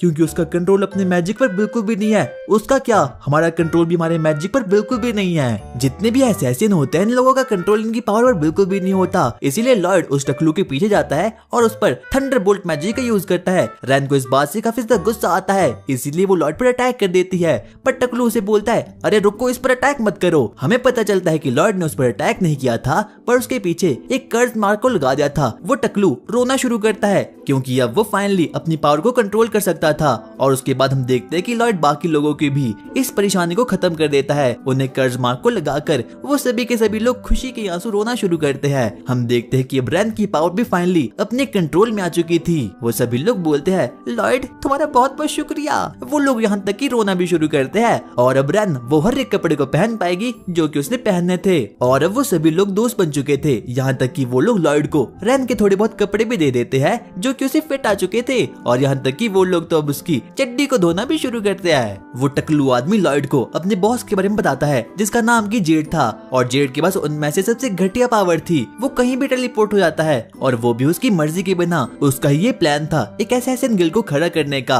वो जहाँ कहीं भी जाते वो अपने पीछे एक वुल्फ मार्क वाले कॉइन को छोड़ देते ताकि सभी लोगों को पता चल सके कि ये काम किसी और का नहीं बल्कि असैसिन गिल्ड का है, और जेड उनमें से सबसे ज्यादा बकलोल बच्चा है। और लॉयड को तो उसकी पावर को देखने में काफी ज्यादा इंटरेस्ट आ चुका था। वो फैसला कर लेता है कि वो जेड से किसी भी हालत में मिलने वाला है। जेड उन सभी को पता नहीं लगता है कि आखिरकार वो लोग फ्यूचर में क्या क्या करने वाले हैं, पर तभी अचानक से वो एक बार फिर से टेलीपोर्ट हो चुका था, और यही तो भगवान जाने कहाँ। वो लोग जब साथ में बैठे थे तब अचानक से उनके टेबल पर एक टेलीपोर्टेशन सर्कल एक्टिवेट हो चुका था, और वहाँ से उन लोगों को एक मैसेज मिलता है और उस पर ड्रैगन का सिंबल था।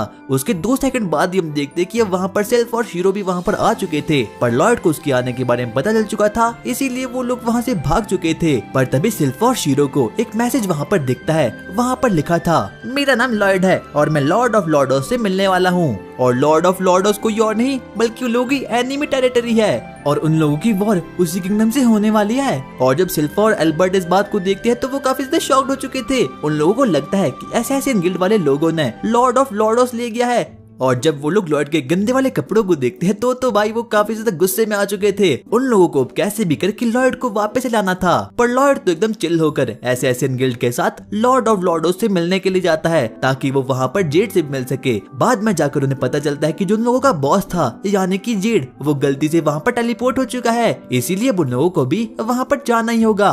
उन लोगों का मानना ये था कि जेड ने उन लोगों को अपने पास बुलाया है, पर वो टिंगू उन लोगों को समझाने की कोशिश करता है कि किसी भी चीज को टेलीपोर्ट करने के लिए अपनी मैजिकल माना पर कंट्रोल होना बहुत जरूरी होता है, इसीलिए मुझे तो नहीं लगता कि ये चीज जेड ने की है। पर फिर भी वो लोग नहीं मानते, इसीलिए लॉयड को ना चाहते हुए उनके साथ जाना ही पड़ता है। उसके बाद हम देखते हैं कि लॉयड साउंड की रफ्तार से आगे बढ़ना शुरू करता है, और अब वो लोग फाइनली लॉर्ड ऑफ लॉगोस तक पहुंच चुके थे। उन लोगों ने कुछ बहुत ही तेज स्पीड से वहाँ पर ट्रेवल किया था, इसीलिए सभी लोगों की हालत एकदम खराब हो चुकी थी। टैलिया लॉयड को बोलती है कि जो रैन है वो जंगल में गई है ताकि वो तुम्हें इम्प्रेस कर सके, क्योंकि वो बचपन से ही फॉरेस्ट में आती रही है और उसे फॉरेस्ट के बारे में काफी कुछ नॉलेज है। पर सभी को पता था कि वो टिंगू इस चीज से तो बिल्कुल भी इम्प्रेस नहीं होने वाला। उसके बाद वो सब उसे ये बताते हैं कि आखिरकार उन लोगों को रैन कैसे मिली। एक बार जेड जब गलती से टेलीपोर्ट होकर कहीं चले गया था, तो जब वो वापस आया उनकी टीम के पास तो उसके हाथ में एक अजीब सा प्राणी था। अचानक से रैन ने उस वक्त अपनी स्वीट पॉइजन की एबिलिटी का यूज कर लिया, जिसकी वजह से कि उनकी सभी टीम मरने लगी। पर जेड ने ये फैसला कर लिया था कि वो कैसे भी करके उस छोटी सी बच्ची को पाल के रहेगा।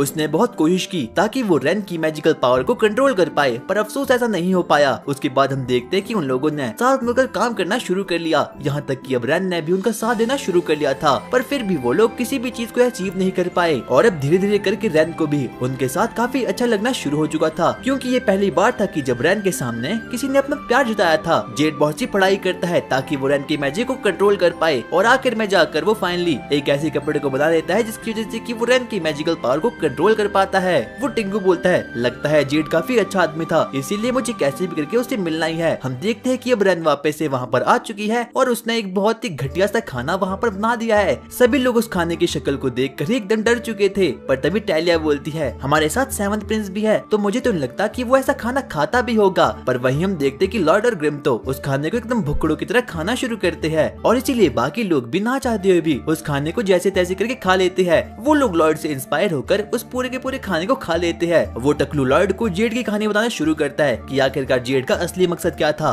एक दिन जेड ने उन लोगों को बताया कि वो लॉर्ड ऑफ लॉर्डोस का 3rd प्रिंस है, पर उसकी फैमिली हमेशा ही लड़ाई झगड़े में लगी रहती है, इसीलिए उसी दिन से उसने डिसाइड कर लिया था कि वो वहाँ का किंग बनेगा और हर एक लड़ाई झगड़े को खत्म कर देगा। जो जेड था वो दिल का काफी अच्छा आदमी था, इसीलिए सभी लोग भी उसकी मदद करने के लिए वहाँ पर मान चुके थे। उसका मकसद यही था कि उसकी कंट्री में सभी के सभी ब्लाइटेड लोग, यानी कि वो लोग जिनका कि अपने मैजिकल पावर पर कोई भी कंट्रोल नहीं होता, उन सभी लोगों को भी वो बहुत ही अच्छे तरीके से वहाँ पर रख लेगा। पर अफसोस उसकी फैमिली ऐसा करने से साफ साफ मना कर देती है। हम देखते हैं कि अब वो लोग जेड की ओर आगे बढ़ना शुरू करते हैं। टकलू बोलता है, सोते हुए बच्चा तो काफी ज्यादा क्यूट लगता है, पर अगर ये अभी उठ जाए तो ये हमारी सबकी पैंट गीली कर लेगा। पर तभी ग्रिम बोलता है, इस बच्चे के सोते हुए भी चारों ओर एक बैरियर होता है जो कि किसी की भी हालत खड़ी कर लेगा। उसके बाद वो लोग डिसाइड करते हैं कि वो लोग अकेले ही कैसल में जाना पसंद करेंगे ताकि वो लोग वहाँ पर जेड से मिल पाए। वो लोग अकेले ही जाने का फैसला करते हैं ताकि वो लोग उस टिंगू बच्चे की नींद को डिस्टर्ब ना करे। और अब वो लोग वहाँ पर जाते हैं ताकि वो लोग वहाँ पर अपनी रिसर्च कर पाए। वो लोग आगे आगे बढ़ना शुरू करते हैं और वहाँ पर वो देखते हैं कि कैसल में तो जश्न का माहौल है। पर तभी पीछे से उनके पास एक अजीब सा अंडे से मुंह वाला आदमी आता है। वो बोलता है, क्या आप लोग असैसिन गिल्ड वाले हो? हाँ, हम वही है।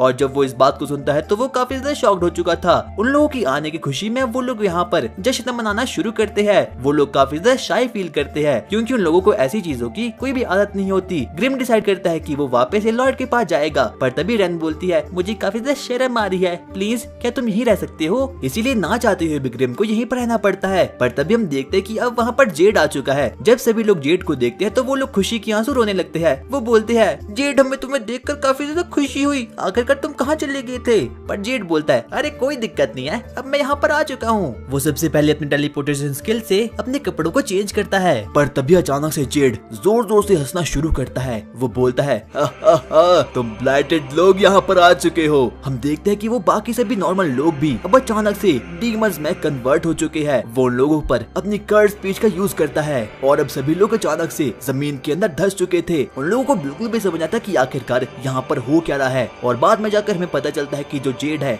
ये कोई वो वाला जेड नहीं है जिसे कि ये लोग जानते थे, क्योंकि ये कोई और नहीं बल्कि डीमन लॉर्ड है जिसका नाम की गस है और ये पाताल लोक का one of the most powerful demon है। इतने में हम देखते हैं कि ग्रिम उस पर अटैक करने की बहुत कोशिश करता है। पर तभी गस उसके पीछे जाता है और उसे एक जोरदार लात मारता है, यहाँ तक कि वो गस नामक डीमन लॉर्ड ग्रिम को भी एक ही शॉट में खत्म कर लेता है। ग्रिम रोते रोते लॉर्ड के पास जाता है। वो उसे बोलता है, वहाँ पर एक डीमन लॉर्ड आ चुका है। वहीं दूसरी तरफ हम उस डीमन लॉर्ड को देखते हैं जिसने कि अब जेड की बॉडी पर कंट्रोल पा लिया है, यहाँ तक कि अब तो वो टेलीपोर्टेशन स्किल का भी यूज कर सकता है। वो बोलता है, मेरा नाम गस है और हाँ, मैंने तुम लोगों को जेड की मेमोरी में देखा था। तुम लोग वही हो ना, ब्लाइटेड लोग? कितनी बुरी बात है, तुम्हारा अपने मैजिक पर कोई भी कंट्रोल नहीं है। जेड का भी नहीं था, इसीलिए तो मुझे उसे मारना पड़ा। मेरा बस एक ही है, मुझे तुम में से किसी एक की बलि लगानी होगी ताकि मैं और ज्यादा पावरफुल बन पाऊं। वो लोगों को जेड की पूरी कहानी बताता है कि आखिरकार कैसे जेड ने अपनी आत्महत्या करने की कोशिश की क्योंकि उसे उस डीमन लॉर्ड ने खत्म कर लिया था। जेड को पता था कि अगर गलती से भी उसकी बॉडी इस डीमन लॉर्ड के हाथों आ गई तो वो डीमन उसके दोस्तों पर अटैक कर लेगा, इसीलिए जेड ने अपने हाथों से ही अपनी जान दे दी। पर गस ने उस पर हीलिंग मैजिक का यूज कर लिया और वापस से उसे हील करके उसकी बॉडी के अंदर घुस गया। पर तभी रेन बोलती है, जेड की बॉडी से बाहर निकलो। वो उसे एक जोरदार लात मारता है और बाकी सभी डीमंस जोर जोर से हंसना शुरू करते हैं। इन्हें खत्म कर दो, इन्हें खत्म कर दो। उन लोगों को बिल्कुल भी विश्वास नहीं होता कि उन सभी का सबसे अच्छा दोस्त जेड अब इस दुनिया में नहीं रहा।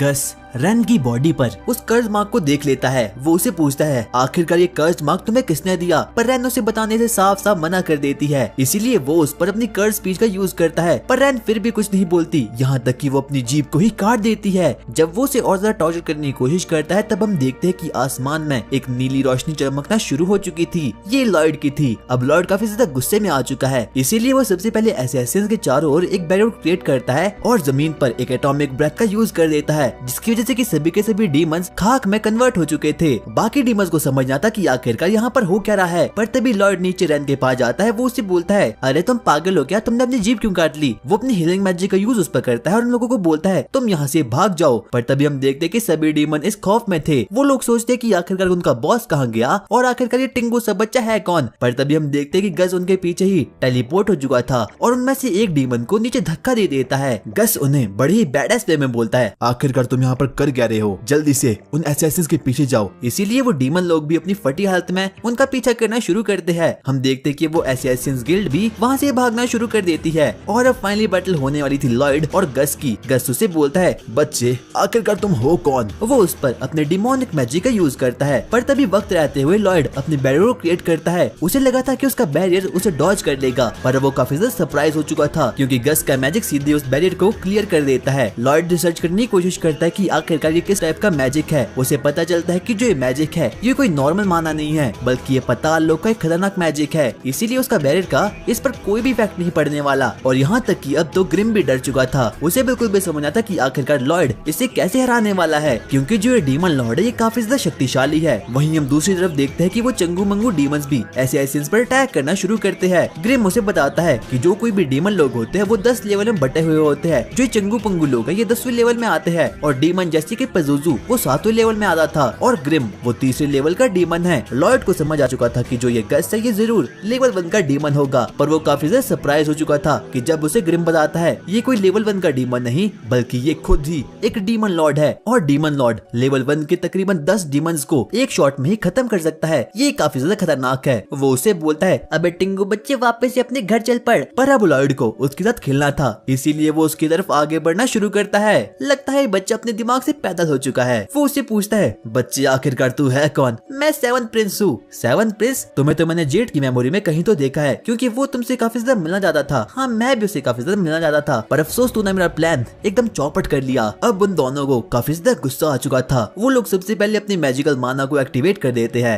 वहीं हम देखते हैं कि ग्रिम की तो फटकर एकदम 14 हो चुकी थी और अब उन दोनों के बीच एक बहुत ही खतरनाक बैटल शुरू होने वाली थी। ग्रिम उसे 100 बार बताने की कोशिश करता है कि जो ये वाला डीमन लॉर्ड है ये काफी ज्यादा शक्तिशाली है, यहाँ तक कि ये एक साथ ही 10 टीमों को खत्म कर सकता है। पर तभी हम देखते हैं कि अचानक से ही वो डीमन लॉर्ड अपने मैजिक एक उंगली से लॉर्ड की ओर फेंक देता है। लॉर्ड जैसे तैसे करके अपने बैरियर क्रिएट करता है और उसका मैजिक उसके बैरियर को भी तोड़ के रख देता है, यानी कि उसका बैरियर काफी ज्यादा खतरनाक था। और अभी भी लॉर्ड को समझना था कि आखिरकार ये किस प्रकार के मैजिक का यूज कर रहा है जो कि मेरी बैरियर को भी तोड़ सकता है। और अब वो डीमन लॉर्ड एकदम बावला हो रखा था। वो एक के बाद एक करके उस पर वार करना शुरू करता है, अपनी फुल स्पीड से वहाँ से भागना शुरू करता है ताकि वो उसके माना से बच पाए, क्योंकि उसे पता था कि एक एंशिएंट टाइप का मैजिक है और जो कि काफी ज्यादा खतरनाक होता है। जब वो वहाँ से भागना शुरू करता है तभी हम देखते हैं कि वो डीमन लॉर्ड अचानक से उसके बैरियर के ऊपर ही टेलीपोर्ट हो चुका था। वो उसके बैरियर को एक लात मारता है, एकदम चकनाचूर कर देता है। उसके बाद वो उस पर एक के बाद एक करके वार करना शुरू करता है, पर तभी लॉर्ड समुद्र से एक आयरन गोलम को समन करता है और जैसे तैसे करके वो बच चुका था।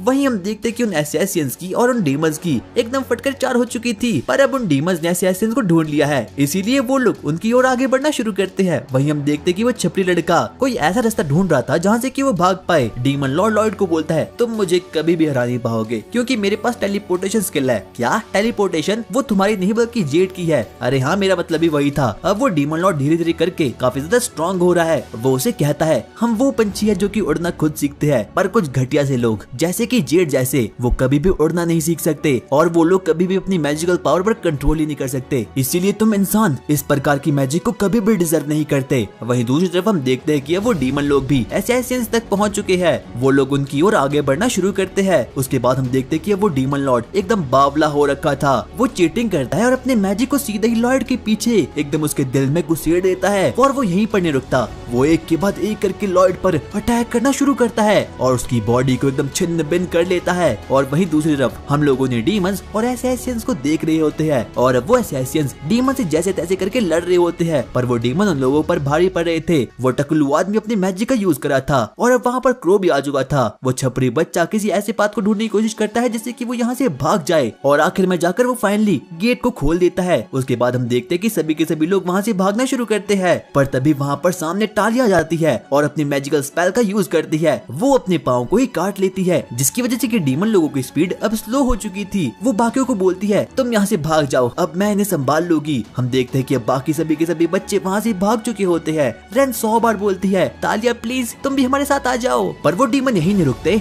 वो उन पर अटैक करना शुरू करते हैं, पर तभी हम देखते कि वो टकलू आदमी भी वहाँ पर आ चुका था। तो वो उसे बोलता है क्या तुम अकेले ही खत्म करने वाली हो? मेरा प्लान तो कुछ ऐसा ही है, तो कोई बात नहीं, मैं भी तुम्हारे साथ मरने के लिए बिल्कुल तैयार हूँ। उसके बाद हम देखते हैं कि वो लोग अपनी मैजिकल स्पेल का यूज करते हैं। वो लोग जैसे तैसे करके उन्हें रोके रखते हैं। वहीं दूसरी तरफ हम लोग उस डीमन लॉर्ड को देखते हैं। तो जैसा कि मैंने सोचा था तुम इंसान बिल्कुल वीक होते हो। मुझे लगा था वो बच्चा थोड़ी और देर तक मेरा एंटरटेनमेंट करेगा, पर तभी वो अपने पीछे देखता है। वहाँ पर वो देखता है कि वहाँ पर तो लॉर्ड ही नहीं था बल्कि वो तो बस एक स्टैचू था। पर तभी वहाँ पर लॉर्ड आता है और उसकी सीधे ही मुंडी पर वार करना शुरू करता है, पर तभी डीमन लॉर्ड वहाँ से टेलीपोर्ट हो चुका था। वहीं दूसरी तरफ हम लोग टालिया और टकलू को देखते हैं। अब टालिया ने डिसाइड कर लिया था कि वो अपनी जान ही ले लेगी ताकि वो इन डीमंस को रोक पाए और बाकी उसके साथ ही यहाँ से भाग जाए। और अब डीमन लॉर्ड बिल्कुल तैयार हो चुका था लॉर्ड को खत्म करने के लिए, पर तभी लॉर्ड बोलता है अरे टाइम प्लीज, क्या हम अपनी लड़ाई को कहीं और कंटिन्यू कर सकते हैं क्योंकि मेरी मम्मी आने वाली है। डीमन को पहले तो कुछ समझना था कि आखिरकार ये टिंकू बच्चा बोल क्या रहा है, पर तभी वहाँ पर किंगडम के लोग अटैक करना शुरू कर देते हैं और अब एल्बर्ट और बाकी लोग भी वहाँ पर आ चुके थे ताकि वो लोग डीमन को खत्म कर पाए। जब असैसिन गिल्ड के सभी के सभी लोग उन लोगों को देखते हैं तो वो काफी ज्यादा खुश हो चुके थे, क्योंकि अब उन लोगों को लग रहा था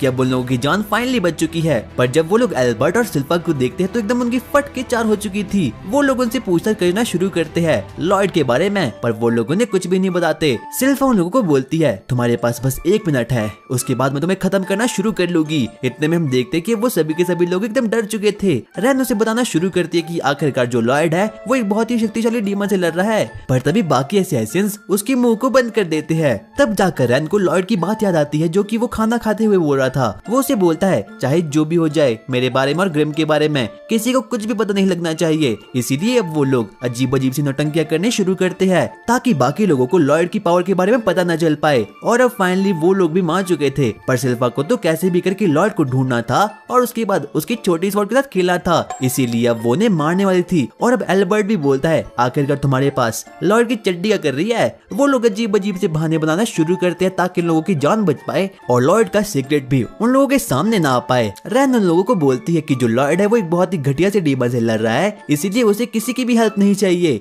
पर तभी हम देखते कि शिल्पा और एल्बर्ट अभी भी नहीं मानते। वो लोग तो अपने मन में सोचते हैं कि हम लोगों को मार देंगे, पर अफसोस वैसा नहीं कर पाते। उसके बाद असैसिन गिल्ड वाले लोग भी उन्हें बोलते हैं चाहे जो भी हो जाए प्लीज हमें मत मारना। उसके बाद वो सभी उन्हें जेड के बारे में बताते हैं और कैसे डीमन लोगों ने जेड को यूज किया इसके बारे में बता देते हैं, इसीलिए वो सभी के सभी लोग मान चुके थे। आगे हम देखते कि एल्बर्ट और शिल्पा उन लोगों को मारने का प्लान कैंसिल कर देते हैं, पर तभी वहाँ पर एक डीमन उन लोगों को खाने के लिए आगे बढ़ता है। पर तभी हम देखते कि वहाँ पर प्रिंसेस एलिसा भी आ चुकी थी और वो वुल्फ सीधा ही उसे खा जाता है।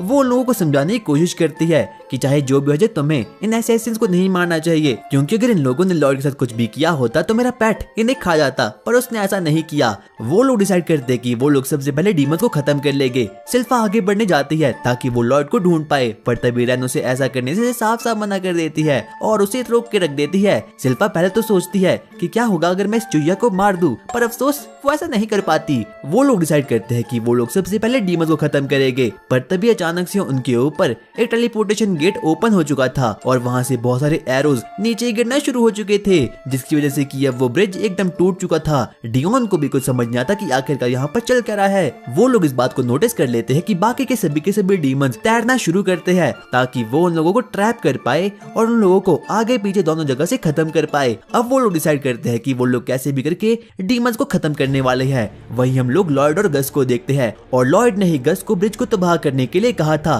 ताकि वो लोग अपनी बैटल को कंटिन्यू कर पाए, पर तभी गस उसके पीछे अपने एरोस को टेलीपोर्ट कर देता है। आगे लॉयड भी अपनी लाइटनिंग स्पीड का यूज करके वहां से भागना शुरू करता है। हम देखते कि ग्रिम की तो अभी भी फटकर एकदम 14 हो चुकी थी। वो लोग एकदम लाइट स्पीड से लड़ना शुरू करते हैं। लॉयड को अभी भी समझ आता कि आखिरकार वो इस खतरनाक से बंदे को कैसे हराने वाला है, क्योंकि इस वुल्फ के पास काफी तगड़ी सी पावर होती है। आगे हम देखते कि एल्बर्ट भी अब उन डीमंस को झुलसाना शुरू करता है। लॉयड इस बात को देख लेता है कि जो बाकी सभी लोग हैं वो बड़ी ही आसानी से डीमंस को पेलना शुरू कर देते हैं, इसीलिए वो डिसाइड करता है कि वो अब अपनी फुल पावर से गस पे वार करने वाला है और उससे फाइट करने वाला है। पर वहीं हम बाकी सोल्जर को देखते हैं जिनका स्टेमिना अब खत्म हो रहा है, क्योंकि वो लोग बहुत देर से डीमन से लड़ रहे हैं। पर तभी एल्बर्ट शिल्पा को बोलता है हमें साथ मिलकर काम करना चाहिए, पर तभी वो देखता है कि शिल्पा तो वहाँ से कहीं गायब हो चुकी है। हम देखते हैं कि शिल्पा और शीरो डिसाइड करते हैं कि वो लोग कैसे भी करके इस ब्रिज से जंप कर लेंगे ताकि वो लॉर्ड को ढूंढ पाए, पर तभी सभी असैसिन्स उसके पीछे लग चुके थे। आपको ऐसा नहीं करना चाहिए, पर शिल्पा और शीरो तो अपने मास्टर के प्यार में एकदम पागल हो रखे थे।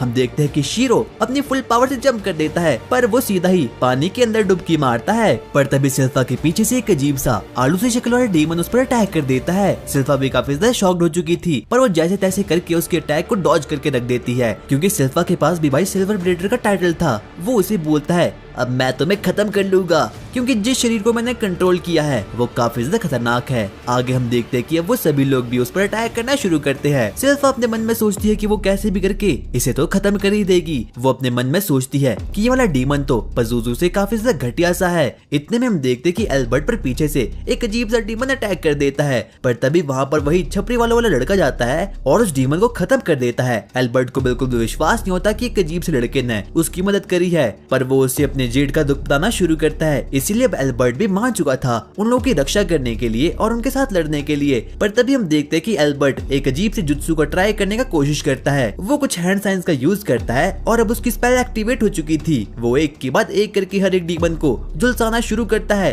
वो अपने मन में बोलता है मुझे माफ करना, अगर मैंने किसी इंसानों को मारा है। पर उन डीमंस के पास काफी तगड़ी रिजनरेशन वाली पावर होती है। वहीं दूसरी तरफ हम देखते हैं कि सिल्फा अभी भी उस आलू सी शक्ल की डीमंस को हरा रही होती है। पर वो आलू की शक्ल वाला डीमन भी काफी खतरनाक था, क्योंकि उसके पास काफी तगड़ी सी कॉम्बैट स्किल थी और साथ ही साथ में उसका ऑरा लेवल सैम सिल्फा ही ज्यादा था, यानी कि उस डीमन की पावर सैम सिल्फा ही जैसी थी। हम देखते हैं कि वो आलू सी शक्ल का डीमन सिल्फा को घाव पहुंचा लेता है। वो डीमन भी अब थोड़ा बहुत इंजर्ड हो चुका था, पर वो अपने आप को रिजनरेट कर देता है। उसके बाद वो अपनी फुल फाइनल फॉर्म में आ चुका था सिल्फा को मारने के लिए। पर तभी हम देखते हैं कि सिल्फा डिसाइड करती है कि अब वो उसे खत्म कर लेगी। जिस बॉडी में मैंने कंट्रोल किया है वो काफी अच्छी थी, क्योंकि इस बॉडी का ऑनर काफी ज्यादा हार्ड वर्किंग था। उसने बहुत मेहनत की थी हर एक चीज के लिए। पर देखो, मैंने तुम इंसानों की बॉडी पर बहुत ही नॉर्मल तरीके से कंट्रोल कर दिया है और अब मैं कुछ भी कर सकता हूँ, इसीलिए मैं तुम्हें खत्म कर दूंगा। पर सिल्फा एक बार फिर से उस पर वार कर देती है। वो बाल बाल मरने से बच जाता है। पर अब वहाँ पर शीरो भी आ चुका था। सिल्फा शीरो को मारना शुरू करती है, क्योंकि उसके फर के अंदर उसे एक अजीब सी स्वॉर्ड मिलती है, जो कि बहुत पुराने समय में लॉयड ने उसे बना कर दी थी। हम उसी टाइम को देखते हैं कि जब सिल्फा अपनी कॉम्बैट स्किल का यूज कर रही थी और अपनी प्रैक्टिस कर रही थी, पर तभी लॉयड उसके पास जाता है और उसे एक नई चमचमाती स्वॉर्ड को दे देता है। सिल्फा, मैं चाहता हूँ कि तुम अपनी फुल पावर से लड़ा करो। इस स्वॉर्ड में एक खास बात थी, ये डीमंस को नहीं बल्कि डीमंस के अंदर बनी हुई सोल को मार गिरा देती है। सिल्फा लॉयड से काफी ज्यादा खुश हो चुकी थी, इसीलिए अब वो उसके साथ प्लॉट को डेवलप करना चाहती है। पर वो आलू सी शक्ल वाला डीमन उसे बोलता है, मैं कोई नॉर्मल डीमन नहीं हूँ। जो चंगू पंगू लोग हैं वो 10वीं लेवल की डीमन है और मैं 8 लेवल का डीमन हूँ, यानी कि मैं काफी खतरनाक हूँ। वो उन लोगों को बताना शुरू करता है कि आखिरकार हमारे मालिक ने जेड की बॉडी पर कंट्रोल कैसे किया। दरअसल लोगों ने एक रूमर को फैला रखा था कि अब इस वाले शहर में जंग होने वाली है और जेड को वॉर बिल्कुल भी पसंद नहीं थी, इसीलिए जैसे ही वो यहाँ पर आया उन लोगों ने जेड की बॉडी पर कंट्रोल कर दिया। रन इस बात को सुनकर काफी ज्यादा गुस्सा हो चुकी थी। वो उसे मारने के लिए आगे बढ़ती है, पर तभी सिल्फा उसे ऐसा करने से रोक देती है और अब सिल्फा डिसाइड करती है कि वो उसे खत्म कर लेगी। वो अपनी फुल एबिलिटी का यूज करती है और लॉयड की दी गई स्वॉर्ड से उसे एक ही स्लैश में खत्म कर देती है। और अब वो बाकी के सभी लोग भी रोना शुरू करते हैं, क्योंकि उन्हें अपने दोस्त जेड की यादें आती है।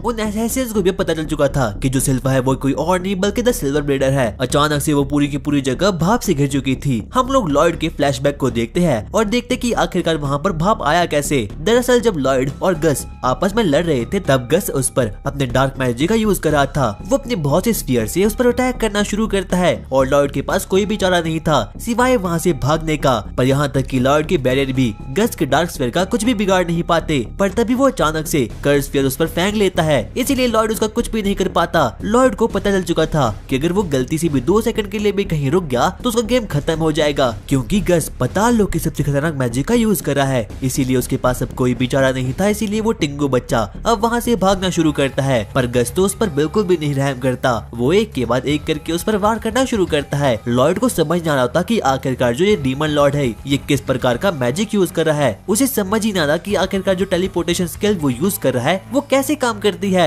और जो गस है उसके पास एक बहुत ही खतरनाक माना है जिसका नाम की शैडो वुल्फ है और वो काफी ज्यादा खतरनाक होता है। लॉयड अभी भी टेलीपोर्टेशन मैजिक के बारे में सोच रहा था कि आखिरकार वो किस प्रकार से यूज होता है, पर अभी भी उसे ये समझ आता कि आखिरकार उसका यूज क्या है। इसीलिए ना चाहते हुए भी उसे अब डबल बैरियर का यूज करना पड़ता है ताकि वो अपने आप को प्रोटेक्ट कर पाए। वो एक बहुत ही बड़े फायर गोलम को वहाँ पर समन कर देता है और सीधा गस पर वो वार करना शुरू कर देता है। पर गस अपने टेलीपोर्टेशन स्किल का यूज करके वहाँ से भाग जाता है और वो पूरा का पूरा फायर गोलम उसी नदी पर जा गिरता है। इसीलिए तो वो पूरी की पूरी जगह अब भाप से घिर चुकी है। किसी को भी समझ आता कि आखिरकार यहाँ पर चल कर रहा है और लॉयड को तो कैसे भी करके अब गस को खत्म करना था। और अब उसे फाइनली थोड़ा बहुत टेलीपोर्टेशन स्किल के बारे में पता चल चुका था। उसे पता चलता है कि गस सिर्फ और सिर्फ वहीं पर टेलीपोर्ट कर सकता है जिस चीज को कि वो देख सकता है, पर इस वक्त वो चारों ओर से भाप से घिरा हुआ है, इसीलिए वो कुछ भी नहीं देख पाता और ये सबसे बेस्ट मौका है उसे खत्म करने का। लॉयड इस बात को भी नोटिस करता है कि गस सिर्फ और सिर्फ वहीं पर टेलीपोर्ट हो सकता है जिस जगह को कि वो देख सकता है, इसीलिए वो डिसाइड करता है कि वो उसे खत्म कर लेगा। वो सबसे पहले उसके पास जाता है और अब अपने शैडो क्लॉन जुत्सु का यूज करता है। वो वहाँ पर बहुत से टिंगू बच्चों को समन करता है ताकि वो उसे चकमा दे सके। वो उसके पीछे आता है और अपनी स्वॉर्ड से उस पर अटैक कर देता है, पर गस को पहले ही भनक हो चुकी थी कि कोई उसके पीछे है, इसीलिए वो बड़े ही आसानी से उसके अटैक को डॉज कर लेता है। उसके बाद वो लाखों स्फीयर्स को उस पर मारना शुरू करता है ताकि वो पता कर सके कि आखिरकार असली वाला लॉयड कौन है, पर उसे फिर भी कुछ नहीं पता चलता। यहाँ तक कि वो अपने कर्ड स्पीच और एविल आई की मैजिक का भी यूज करता है, पर फिर भी उसे कुछ भी पता नहीं चलता। पर तभी लॉयड उस पर अटैक कर देता है। गस को लगता है कि यही वो रियल वाला लॉयड है, इसीलिए वो उस पर अपने टेलीपोर्टेशन स्किल का यूज करता है और एक के बाद एक करके उस पर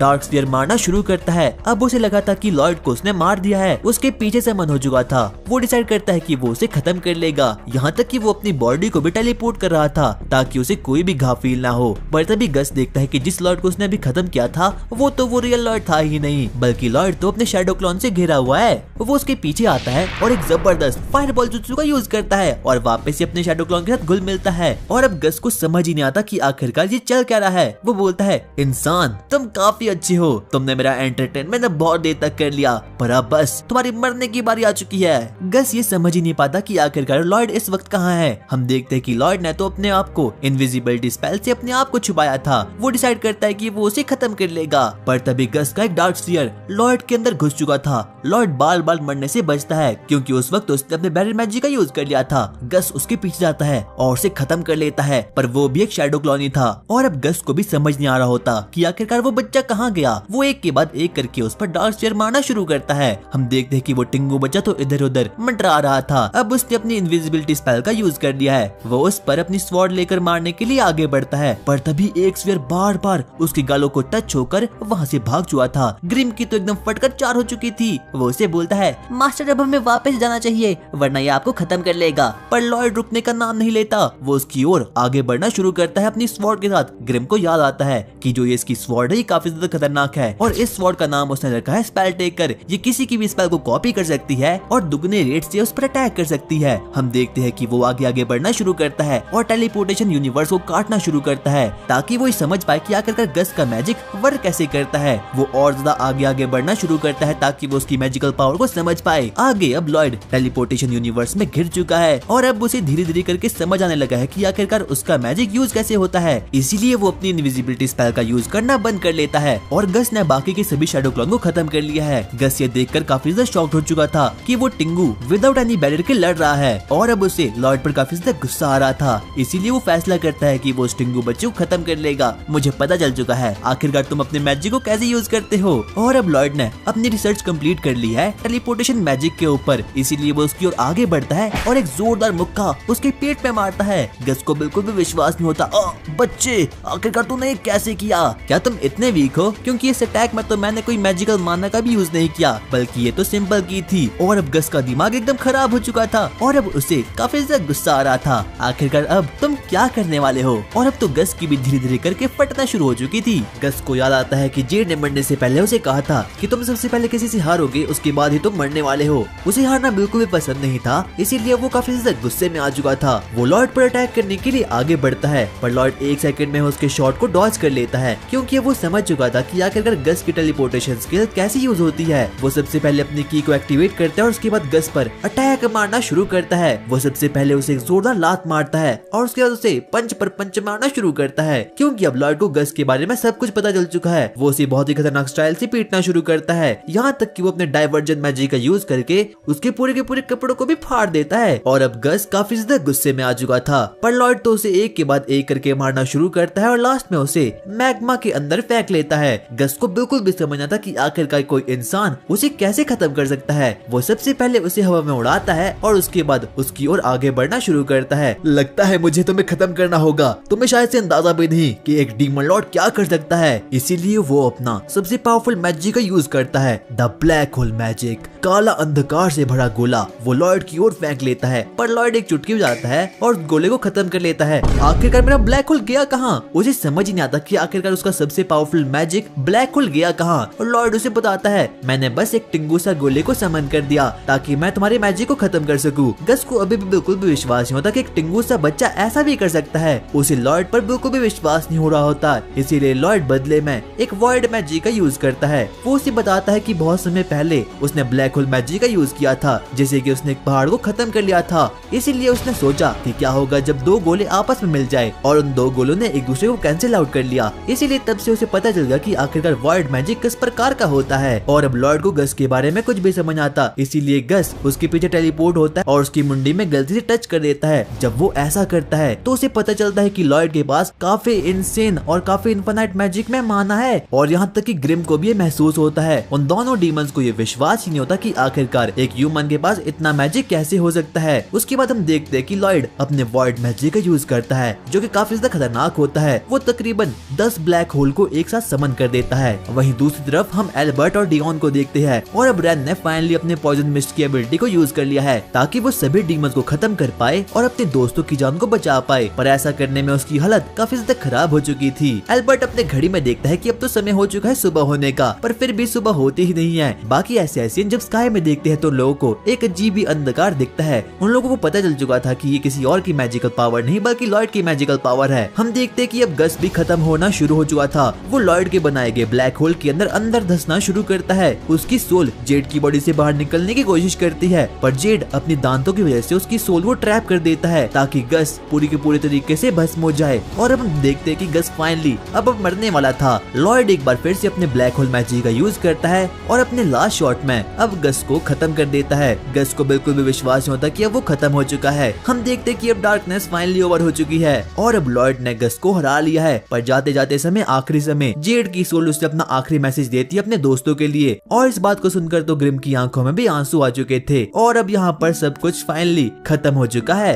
रेन को जेड की बातें याद आती है। उसने उसे बोला था, देखो क्या तुम लोग सेवंथ प्रिंस को जानते हो, ये टिंगू बच्चा काफी खतरनाक है और मेरा एक ही सपना है क्योंकि मुझे इसे मिलना है, क्योंकि मुझे लगता है कि पूरे वर्ल्ड में इसी के पास पावर है जो कि हम जैसे ब्लाइटेड आदमियों को क्योर कर पाएगा। और अब रेन की आंखों में भी आंसू आ चुके थे। हम देखते हैं कि वो लोग जेड के लिए ग्रेव को बनाते हैं, पर तभी वहाँ पर अब एल्बर्ट भी आ चुका था। वो लॉयड को बोलता है, हम सभी एसेसियंस को प्रिजनर बना रहे हैं क्योंकि उन लोगों ने अपने पुराने समय में बहुत से लोगों को खत्म किया है और वो भी बेवजह। इसीलिए किंग ने डिसाइड किया है कि हम लोगों से खत्म कर लेंगे। पर लॉयड उसे बोलता है, तुम्हें ऐसा करने की कोई भी जरूरत नहीं है क्योंकि मैं उन लोगों की रिस्पॉन्सिबिलिटी लेता हूँ। और अब एल्बर्ट भी मान चुका था। हम देखते हैं कि अब सभी के सभी एसेसियंस भी वहाँ पर आ चुके थे और वो लोग जश्न मनाना शुरू करते हैं जेड के लिए। पर तभी वहाँ पर अचानक से दौड़ते दौड़ते एक अजीब सी लड़की आती है और ये कोई और नहीं बल्कि टाओ थी। पर अफसोस अब एनीमे खत्म होने वाला है। उसके बाद वो लोग पार्टी करना शुरू करते हैं। हम देखते हैं कि टालिया एल्बर्ट पर डोले डालना शुरू करती है और बाकी लोग भी ऐसा ही कर रहे थे।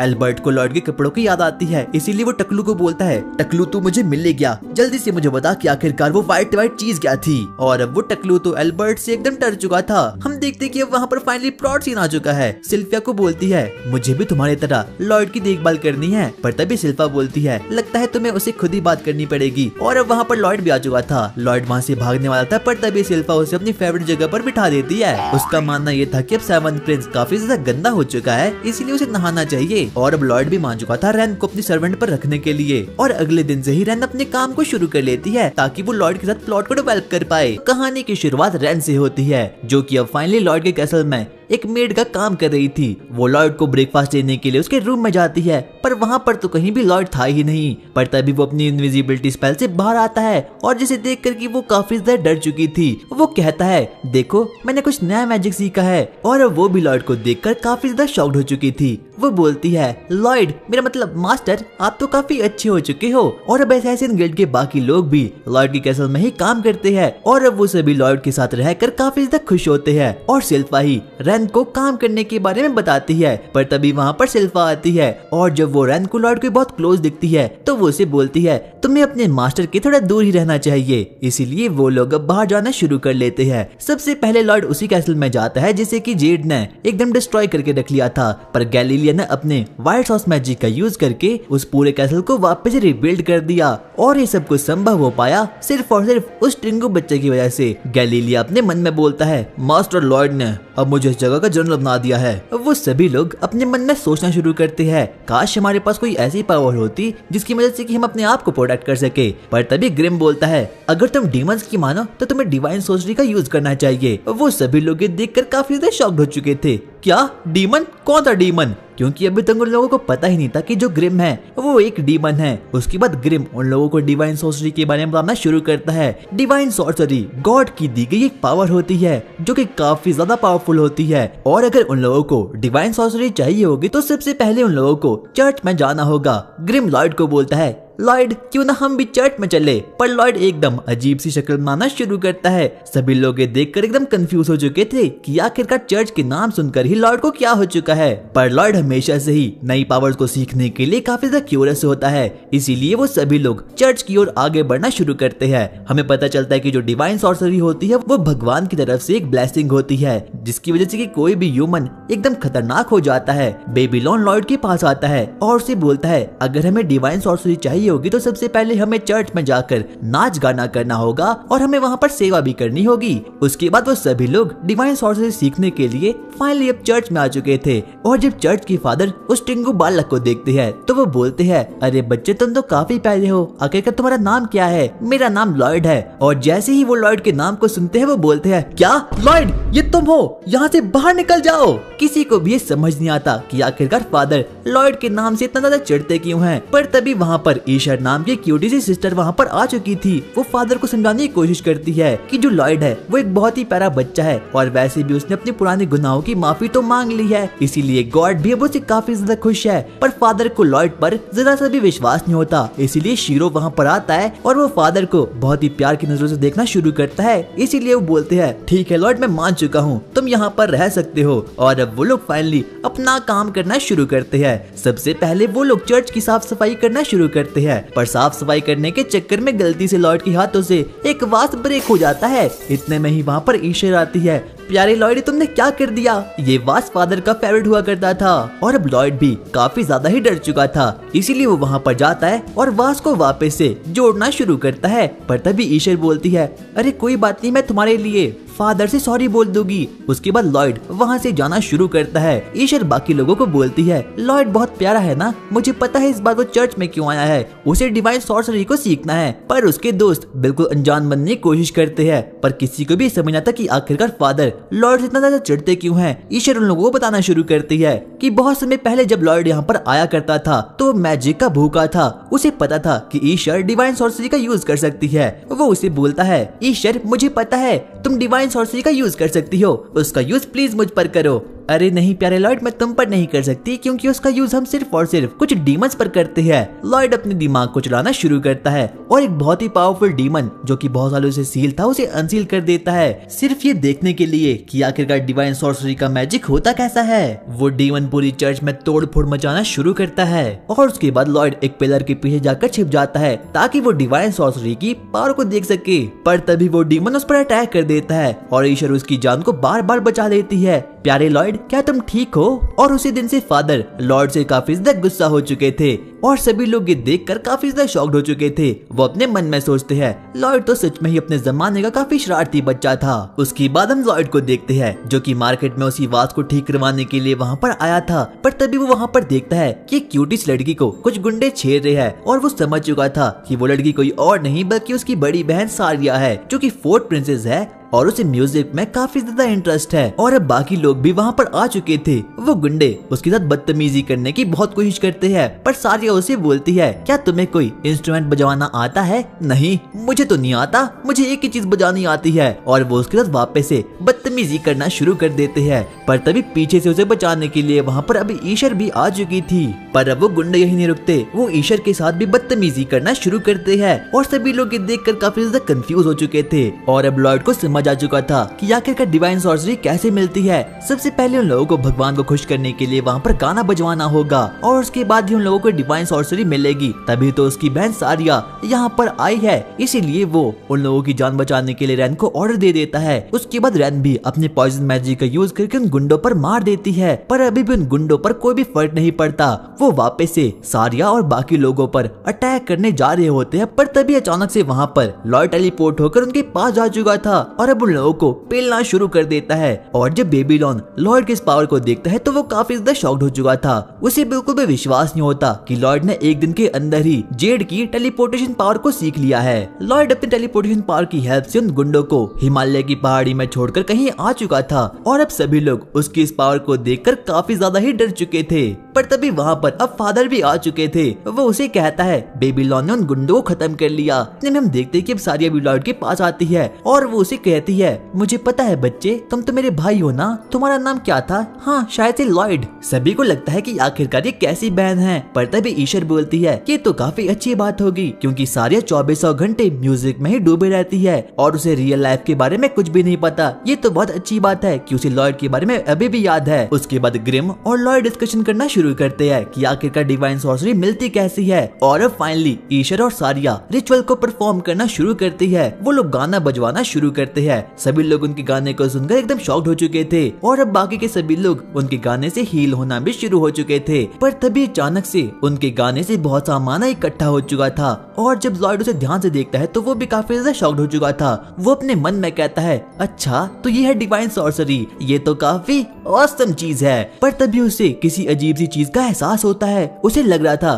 कि अभी उन लोगों को कोई तो देख रहा है जो कि काफी ज्यादा खतरनाक है। यहाँ तक कि बेबीलोन को भी उसका प्रेजेंस फील होता है। वो ग्रिम को बोलता है ग्रिम क्या तुम्हें इस चीज का प्रेजेंस महसूस हो रहा है? और जब ग्रिम उसको महसूस करता है तो उसकी फट कर एकदम चार हो चुकी थी। वो बोलता है मास्टर आखिरकार ये कौन हो सकता है? इसके लिए तो हमें उसके पास ही जाना होगा। लॉयड अपने टेलीपोर्टेशन मैजिक का यूज करता है और सीधा ही बादलों के ऊपर यानी स्वर्ग में टेलीपोर्ट हो चुका था। वहाँ पर वो देखता है कि वहाँ तो भगवान का एक सर्वेंट है, यानी कि ये एक एंजल था जो कि उन्हें घूरे जा रहा था। और अब लॉयड को विश्वास हो चुका था कि यही उन लोगों को डिवाइन सॉर्सरी दे सकता है। पर वो एंजल एक नंबर का ठरकी था क्योंकि वो एक पोर्टल के थ्रू आयशर और सियारा की देख रहा था। मेरा मतलब उनको गाना गाते हुए देख रहा था। वो अपने मन में बोलता है हे भगवान प्लीज काश मैं एक बार अर्थ पे जाऊंगा, मुझे उन दो क्यूटी को किस करना है। पर तभी वहाँ पर लॉयड भी आ चुका था और जब वो एंजल लॉयड की बातों को सुनता है तो वो एकदम घबरा चुका था। लॉयड सबसे पहले उसे बादलों के बने एक स्नोबॉल को मारता है, इसीलिए वो एंजल गुस्सा हो चुका था। आखिरकार ये मूर्ख कौन है जिसने की मुझे पेला? अच्छा बच्चे ये तुम हो, मुझे लगता है कि तुम अपने घर का रास्ता भूल चुके हो। बताओ क्या तुम्हें दूध पीना है? वेट तुम एक बच्चे हो पर आखिरकार तुम यहाँ पर स्वर्ग में कैसे आ सकते हो? और अब उसे भी पता चल चुका था कि जो लॉयड है वो कोई आम बच्चा नहीं है बल्कि उसके पास भी काफी ओपी पावर्स है। लॉयड और ग्रिम उसे देखकर काफी ज्यादा क्यूरियस हो चुके थे क्योंकि वो लोग कैसे भी करके डिवाइन सॉर्सरी की पावर चाहिए होती है। देखो तुम हमें चुपचाप डिवाइन सॉर्सरी की पावर दे दो। वो एंजल बोलता है मूर्ख बच्चे देखो मैं काफी सुंदर हूँ पर मैं तुम्हें फिर भी डिवाइन सॉर्सरी की पावर बिल्कुल भी नहीं दूंगा। ग्रिम मुझे बोलता है अरे चुपचाप मेरे मास्टर को पावर दे दो, पर वो उसकी बात को फिर भी नहीं मानता। वो ग्रिम को लात मारकर वहाँ से दूर भगा देता है और अब लॉयड को भी धीरे धीरे करके गुस्सा आना शुरू हो चुका था। एंजल उसे समझाने की कोशिश करता है कि वो उसे कभी भी डिवाइन सॉर्सरी की पावर नहीं देगा। वो वापस से उसी पोर्टल को खोलता है और आयशर और सारिया के गाने को सुनने लगता है। उसके बाद वो अपनी कुछ लक्सा स्वॉर्ड की एबिलिटी का यूज करता है ताकि वो वहाँ रहकर लॉयड को खत्म कर पाए और वो एक एक करके लॉयड पर वार करना शुरू करता है। वहीं रैन ने देखकर काफी ज्यादा चिंता में आ चुकी थी कि आखिरकार लॉयड गया तो गया कहाँ। पर तभी अब वहाँ पर बेबीलोन भी आ चुका था। क्या रैन ने जाने से पहले कुछ बोला था? हाँ उसे कुछ तो किसी अजीब चीज का प्रेजेंस फील हो रहा था। प्रेजेंस तो मुझे भी फील हो रहा है। आखिरकार ये स्मेल किस चीज की है? आगे लॉयड एंजल की स्वॉर्ड से लड़ना शुरू करता है। ये एंजल की लक्सा स्वॉर्ड की एबिलिटी थी जो कि हेवनली वेपन में से एक होती है और यही डिवाइन सॉर्सरी होती है। लॉयड इस मैजिक के बारे में और भी ज्यादा जानना चाहता था, इसीलिए वो डिसाइड करता है कि सबसे पहले उसे उस एंजल पर एक्सपेरिमेंट करना होगा, तभी वो डिवाइन सॉर्सरी के बारे में और भी जान सकता है। लॉयड अपने चारों एलिमेंट का यूज करके एंजल को पेलना शुरू कर देता है पर वो जैसे तैसे करके उसे डॉज कर लेता है और लॉयड की पावर सीधा ही उस बैरियर को तोड़ कर रख देती है। इतने में ही वो उसके पीछे जाता है और वो उसे बोलता है देखो प्लीज मुझे डिवाइन सॉर्सरी दे दो।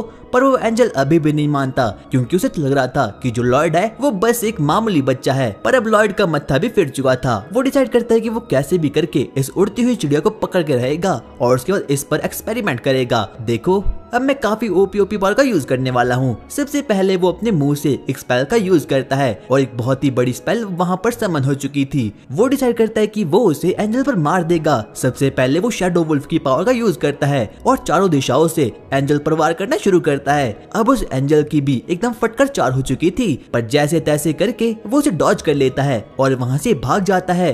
ग्रिम अपने मन में सोचता है क्या मेरे मास्टर तो काफी कमाल के है।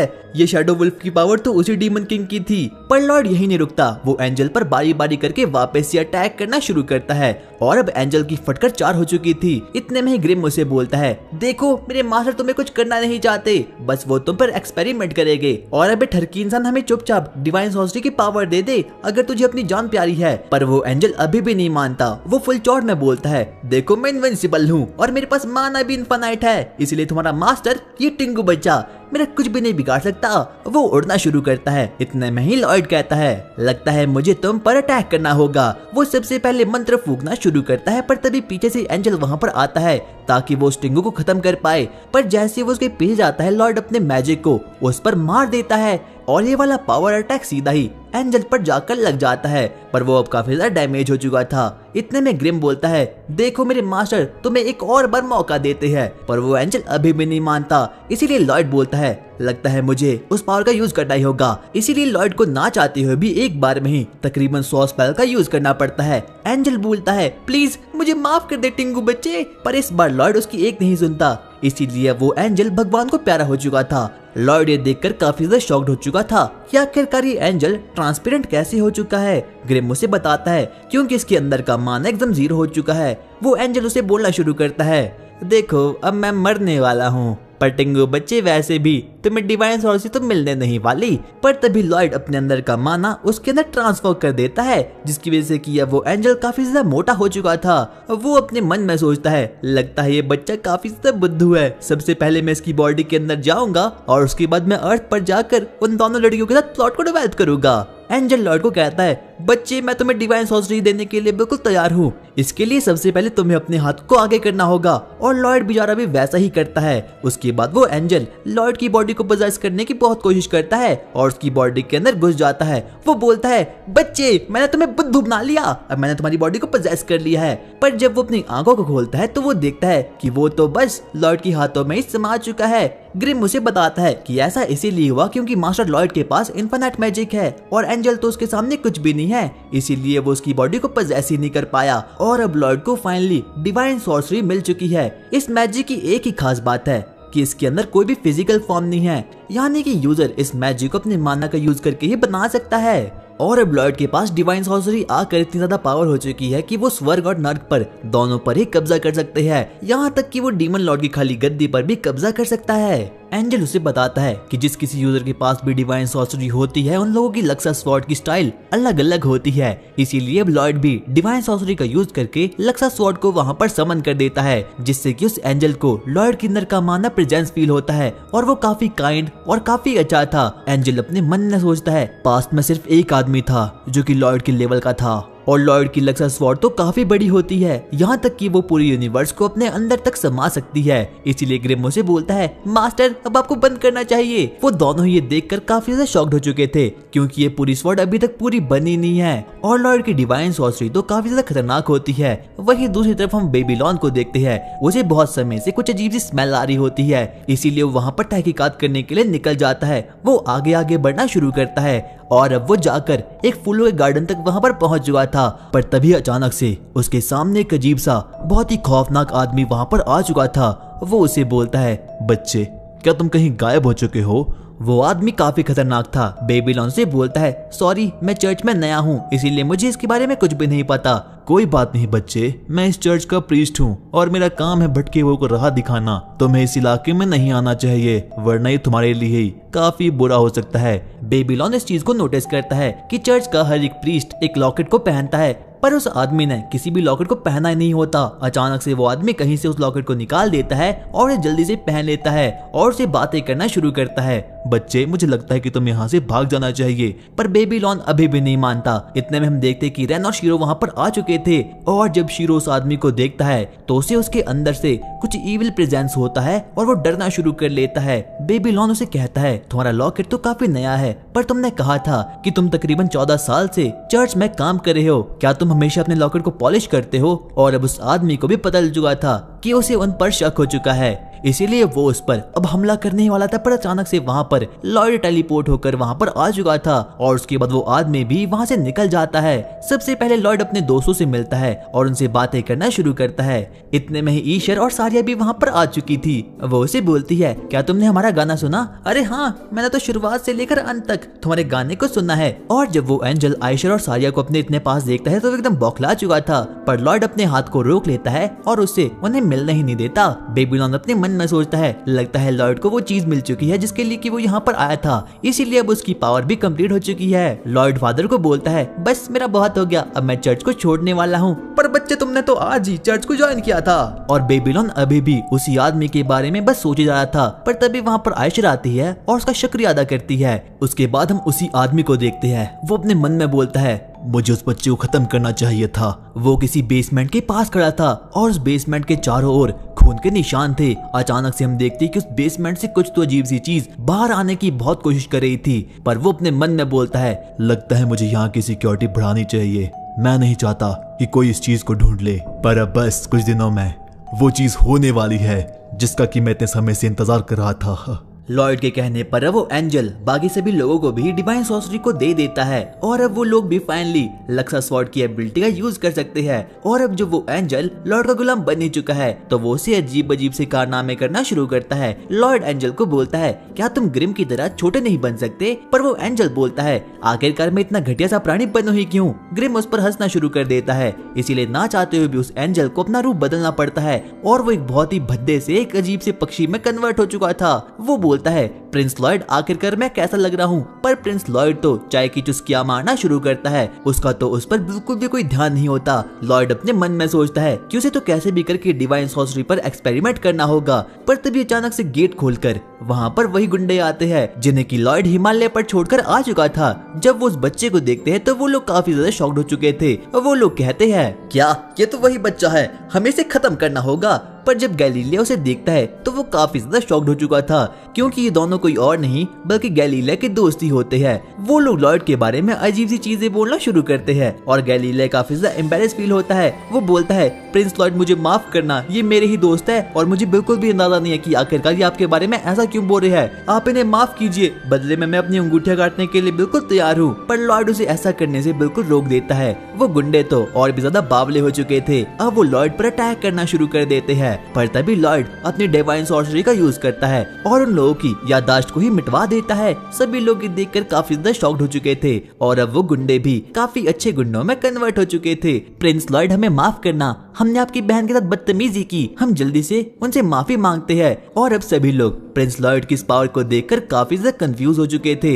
एसएसियन गिल्ड के सभी लोग यहाँ पर थे सिवाय बेबीलोन के। बाद में जाकर पता चलता है कि बेबीलोन के पास भी अब डिवाइन सॉर्सरी की पावर आ चुकी है और वो चर्च में काम कर रहा है ताकि वो लॉयड के कारनामों पर मिट्टी डाल सके। और वो वहाँ रहकर सभी लोगों को खाना खिलवाता है और सभी लोगों को उसका खाना काफी ज्यादा पसंद आता है। उसके बाद लॉयड वापस अपने रूम में जाता है जहाँ पर उसका मनोरंजन करने के लिए 3 क्यूटी सी मेड वहाँ पर आ चुकी थी। और जब वो एंजल उन 3 क्यूटी सी मेड्स को देखता है तो वो एकदम बौखला चुका था। वो अपने मन में सोचता है, वाओ ये तो काफी अच्छी मेड्स है, मुझे भी इनके साथ एक बार तो नहाना ही है। पर वो काफी ज्यादा शोर कर रहा था, इसीलिए ग्रिम उसके अंदर एक रैप्टे को धर देता है। इतने में ही लॉयड की वुडन क्लॉन भी वहाँ पर आ चुकी थी। वो लॉयड से बातें करना शुरू करता है। एंजल ये देखकर काफी ज्यादा शॉक्ड हो चुका था। उसे बिल्कुल भी विश्वास नहीं होता कि कोई ह्यूमन भी शैडो क्लॉन का यूज कर सकता है। वो अपने मन में सोचता है, अगर ये एक वुडन डॉल है तो क्यों ना मैं इसकी बॉडी को पोजेस कर लूं, उसके बाद तो मैं मेड के साथ नहाने के लिए भी जा सकता हूँ। पर तभी वहाँ पर ग्रिम आता है और एक बार फिर से उसे एक रैप्टा मार देता है। वो लोग बातें करना शुरू करते हैं कि आखिरकार वो लोग कैसे लॉयड की डिवाइन सॉर्सरी को एक्सपेरिमेंट करेंगे। वो लोग बातें कर रहे थे पर तभी अचानक से वहाँ पर अब सिल्फा भी आ चुकी थी, इसीलिए वो लोग जल्दी से वहाँ पर छुप चुके थे।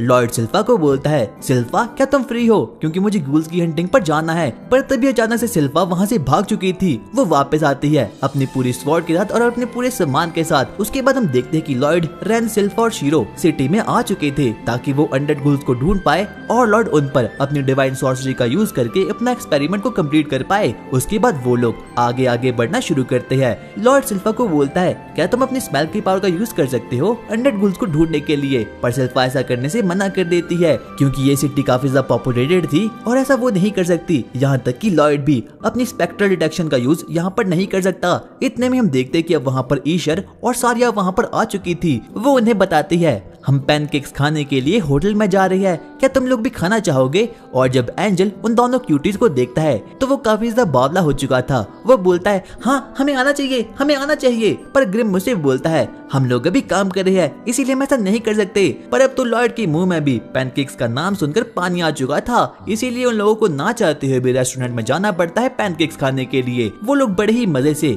पैनकेक खाना शुरू करते हैं। सारिया और ईशर उन लोगों को अनडेड गूल्स के बारे में बताना शुरू करती है। वो लोग उन्हें बताते हैं गूल्स को बहुत समय पहले ब्रिज के नीचे देखा गया था एक सीवर में, और अब उन लोगों को भी फाइनली अनडेड गूल्स की लोकेशन के बारे में पता चल चुका है। वो उन्हें बताती है हम लोग चर्च में वापस एक बार सिंगिंग करेंगे ताकि गॉड्स हमसे खुश हो जाए। जब उसे पता चलता है कि लॉयड और बाकी लोग गूल्स हंटिंग पर जा रहे हैं तो ईशर ये देखकर काफी ज्यादा शॉक्ड हो चुकी थी। वो काफी ज्यादा डर भी चुकी थी। आगे वो लोग ब्रिज की ओर जाना शुरू करते हैं ताकि वो लोग वहाँ रहकर अनडेड गूल्स को ढूंढ पाए। जब सिल्फा और शीरो वहाँ पर जाते हैं तो उन लोगों को बड़ी अजीब सी स्मेल वहाँ पर आती है।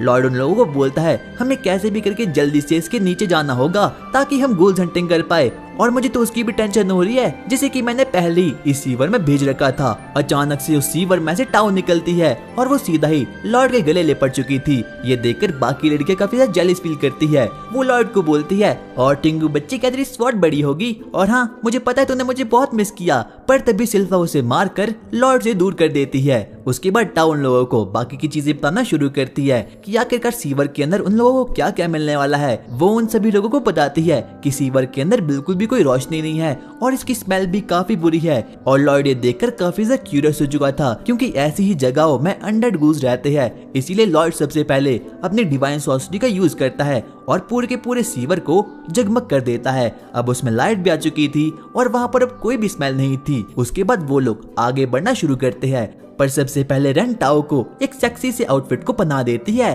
और अब टाओ भी काफी ज्यादा क्यूटी लग रही थी। वो लोग आगे आगे बढ़ना शुरू करते हैं ताकि वो लोग लॉयड के साथ अनडेड गूल्स को एक्सपेरिमेंट कर सके और लॉयड अपनी डिवाइन सॉर्सरी की पावर को एक्सपेरिमेंट कर सके। पर तभी शीरो आगे जाने का फैसला करता है ताकि वो गूल्स को ढूंढकर अपने मास्टर तक ले पाए। वो आगे बढ़ना शुरू करता है पर अब वो लॉयड के बैरियर से बाहर निकल चुका था, इसीलिए उसे काफी ज्यादा बुरी स्मेल आना शुरू हो चुकी थी। पर वो जैसे तैसे करके आगे बढ़ना शुरू करता है। इतने में ही लॉयड भी अपनी स्पेक्ट्रल डिटेक्शन का मैजिक का यूज करता है ताकि वो गूल्स की लोकेशन को फाइंड कर पाए। पर तभी टाओ उसे पकड़ लेती है और बोलती है अबे टिंगू बच्ची तू तो काफी ज्यादा कमाल का है, मुझे पता है कि तुम की का यूज कर सकते हो, बताओ तुमने ये किससे सीखी। और लॉर्ड बिल्कुल भी नहीं बता सकता कि टाओ से ही उसने की का मैजिक सीखा है, इसीलिए वो सिल्फा को बोलता है सिल्फा मेरी मदद करो। और अब सिल्फा भी टाओ को पेल कर लॉर्ड से बातें करना शुरू करती है। लॉर्ड सिल्फा को बोलता है क्या तुमने अपने किसी वेपन को लाया है? पर सिल्फा बोलती है नहीं मैंने किसी भी वेपन को नहीं लाया क्योंकि मुझे पता है मास्टर लॉर्ड कि आप मुझे अपना एक वेपन देने वाले हो।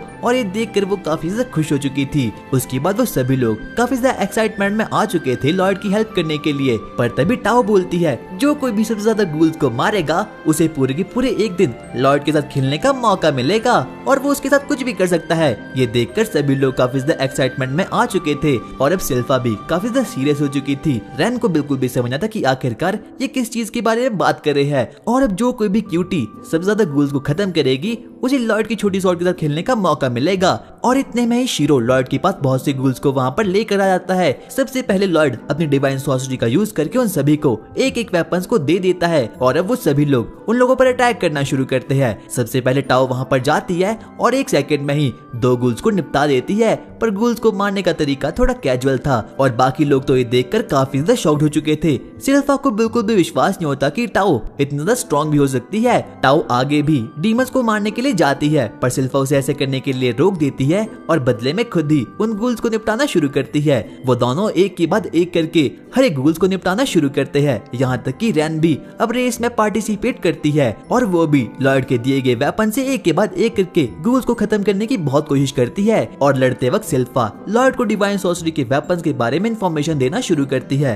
वो उसे कहती है मास्टर लॉर्ड देखो मेरी स्वॉर्ड ब्रेक हो चुकी है। और अब ऐसा करके धीरे धीरे करके लॉर्ड को डिवाइन सॉर्सरी की काफी ज्यादा नॉलेज हो चुकी थी। वहीं रैन भी बहुत सोचती है कि आखिरकार वो गूल्स को कैसे खत्म करने वाली है क्योंकि उसे भी लॉर्ड के साथ डेट पर जाना होगा। सबसे पहले वो अपने पॉइजन मैजिक को उस लक्सा स्वॉर्ड पर डाल देती है पर एक सेकंड में ही वो लक्सा स्वॉर्ड ब्रेक हो चुकी थी। ये देखकर लॉर्ड काफी ज्यादा क्यूरियस हो चुका था और अब उसे पता चलता है कि डिवाइन सॉर्सरी तो काफी ज्यादा कमाल की चीज है, क्योंकि अगर यूजर ने इसके साथ जरा सी भी छेड़छाड़ की तो ये वर्क ही नहीं करेगी। लॉयड के पास धीरे धीरे करके काफी ज्यादा इन्फॉर्मेशन कलेक्ट होना शुरू हो चुकी थी, इसीलिए वो रैन को एक नई लक्सा स्वॉर्ड को दे देता है। और जब रैन उस लक्सा स्वॉर्ड का यूज करके एक घुल को निपटा देती है तो वो 2 सेकंड के अंदर ही खत्म हो चुका था। यहाँ तक कि एंजल भी ये देखकर काफी ज्यादा शॉक्ड हो चुका था। वो अपने मन में कहता है डिवाइन सॉर्सरी का यूज गॉड्स ने किया था डीमन को खत्म करने के लिए, पर अब जब ये लॉयड के हाथों में आ चुकी है तो लॉयड इस पर काफी ज्यादा एक्सपेरिमेंट करने वाला है। आगे अब उन तीनों क्यूटी लड़कियों ने 23 गूल्स को पेल दिया है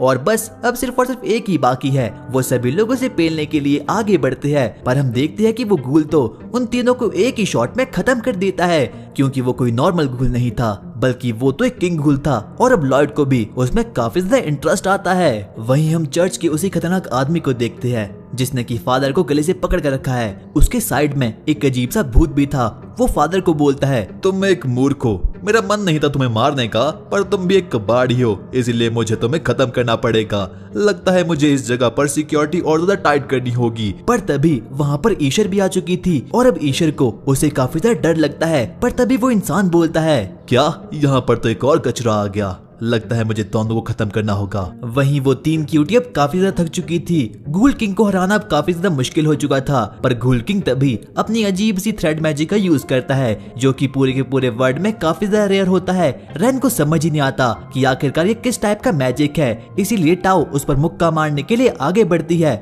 पर तभी वो घूल एक बार फिर से अपने उसी मैजिक का यूज करके टाओ को रोक कर रख देता है। टाओ को समझ ही नहीं आता कि आखिरकार अभी अभी ये हुआ क्या। अब वो घूल उसे खत्म करने वाला था, पर तभी उसे बचाने के लिए वहाँ पर सिल्फा भी आ चुकी थी। सिल्फा टाओ को बोलती है आखिरकार तुम्हें हुआ क्या था, पर टाओ को भी कुछ भी समझ नहीं आता। वो बोलती है पता नहीं अचानक से मेरी बॉडी ने काम करना बंद कर लिया। यहाँ पर अब किसी को भी कुछ भी समझ नहीं आता कि आखिरकार उसकी पावर क्या है। पर तभी रैन अचानक से डरना शुरू करती है। उसे किसी तो अजीब चीज की याद आती है, पर तभी वो घूल अचानक से लॉर्ड पर अटैक कर देता है। लॉर्ड उसके थ्रेड को पकड़ लेता है और वो उस चीज को देखकर काफी ज्यादा क्यूरियस हो चुका था। जब वो घूल लॉर्ड की मानो को प्रेजेंस करता है तो वो काफी ज्यादा डर चुका था। उसे बिल्कुल भी विश्वास नहीं होता कि किसी ह्यूमन के अंदर इतना माना भी हो सकता है। इतने में ही वक्त रहते वो तीनों क्यूटीज उस पर अटैक कर देती है, पर एक बार वो फिर से अपने रिफ्लेक्स के कारण से उसे डॉज कर लेता है। बाद में जाकर उन्हें पता चलता है कि जो ये थ्रेड है ये कोई नॉर्मल थ्रेड नहीं है, बल्कि ये तो स्पाइनल थ्रेड है, यानी कि ये सीधा सीधा इसके ब्रेन से आ रहे हैं। अब रैन को भी उसके बारे में पता चुका था, क्योंकि रैन पहले भी इससे कहीं तो मिल चुकी है। उसके बाद लॉयड उसके थ्रेड को एग्जामिन करना शुरू करता है, पर अभी भी उसे कुछ भी पता नहीं चलता। पर बाद में जाकर लॉयड को याद आता है हाँ मुझे पता है क्या है, ये तो स्पाइनल थ्रेड है। और जब वो पहली बार स्पाइनल थ्रेड को देखता है तो वो काफी ज्यादा एक्साइटमेंट में आ चुका था। यहाँ तक कि ग्रिम और एंजल को भी इसके बारे में कुछ भी पता नहीं होता। रैन अब काफी ज्यादा घबरा चुकी थी, क्योंकि अब उसे जेड की बातें याद आती है। जेड ने उन लोगों को एक बार बताया था कि एक ऐसा ब्लैटेड भी है जिसके पास की स्पाइनल फ्लूइड की पावर है, यानी कि वो अपने ब्रेन से स्पाइनल थ्रेड को छोड़कर किसी की भी बॉडी को पोजेस कर सकता है। उसे लोगों ने अपने लिए यूज किया और उसे वॉर में भी ले गया। उसने सिविल वॉर के दौरान हर एक आदमी की हत्या कर दी। जेड को उसे देखकर काफी ज्यादा बुरा लगता है, क्योंकि वो भी एक ब्लैटेड ही था, बिल्कुल उनके जैसा, पर लोगों ने उसका फायदा उठाया था। अब वो अपने आप से बाहर हो चुका था और वो हर एक आदमी को बारी बारी करके अपने स्पाइनल थ्रेड की मैजिक का यूज करके बारी बारी करके सबको खत्म करने लगता है, यहाँ तक कि अपने पेरेंट्स को भी और यहाँ तक कि अपने फ्रेंड्स को भी।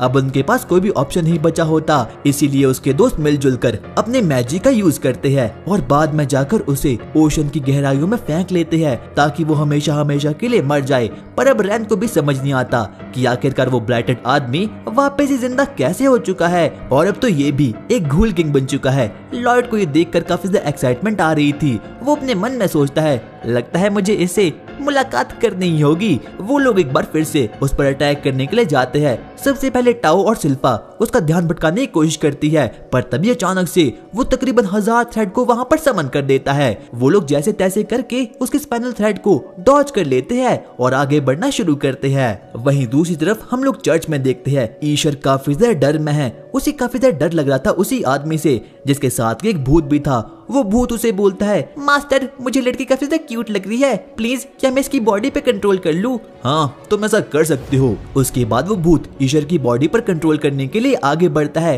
वो उसे डराने की कोशिश करता है, वो सबसे पहले उसे मारने की कोशिश करता है, पर तभी अचानक से एक नाइफ उसके अंदर जाता है और अब फाइनली उसे खत्म कर देता है। और ये नाइफ किसी और का नहीं बल्कि बेबीलोन का था। अब बेबीलोन भी वहाँ पर आ चुका था क्योंकि उसे पहले से ही उस प्रीस्ट पर कुछ तो शक हो रहा था। इतने में हम देखते हैं कि वो इंसान भी बेबीलोन को अपना असली रूप दिखा देता है जो कि काफी ज्यादा भयानक था। वहीं वो लोग भी अपनी पूरी जी जान से उस पर अटैक करना शुरू करते हैं। वो लोग डिवाइन पावर का यूज कर रहे थे, पर तभी अचानक से रेन उसके कंधे पर जाती है और अपनी बटरफ्लाई पॉइजनिंग का यूज करती है। किसी को भी ये विश्वास नहीं था कि उसका ये मैजिक वर्क भी करेगा क्योंकि घूल पर पॉइजन मैजिक यूज ही नहीं करता। पर वो सभी ये देखकर काफी ज्यादा शॉक्ड हो चुके थे क्योंकि अब उस घूल को चक्कर आ चुका था। रेन ने इस वक्त न्यूरोटॉक्सिक जहर का यूज किया था जिसकी वजह से कि इस घूल के ब्रेन को डैमेज हुआ था और अब वो सही से काम ही नहीं कर पाता। इतने में वहाँ पर टाओ जाती है और एक के बाद एक करके उसे पंच मारना शुरू करती है, पर अचानक से अब उस घूल के पास वापस से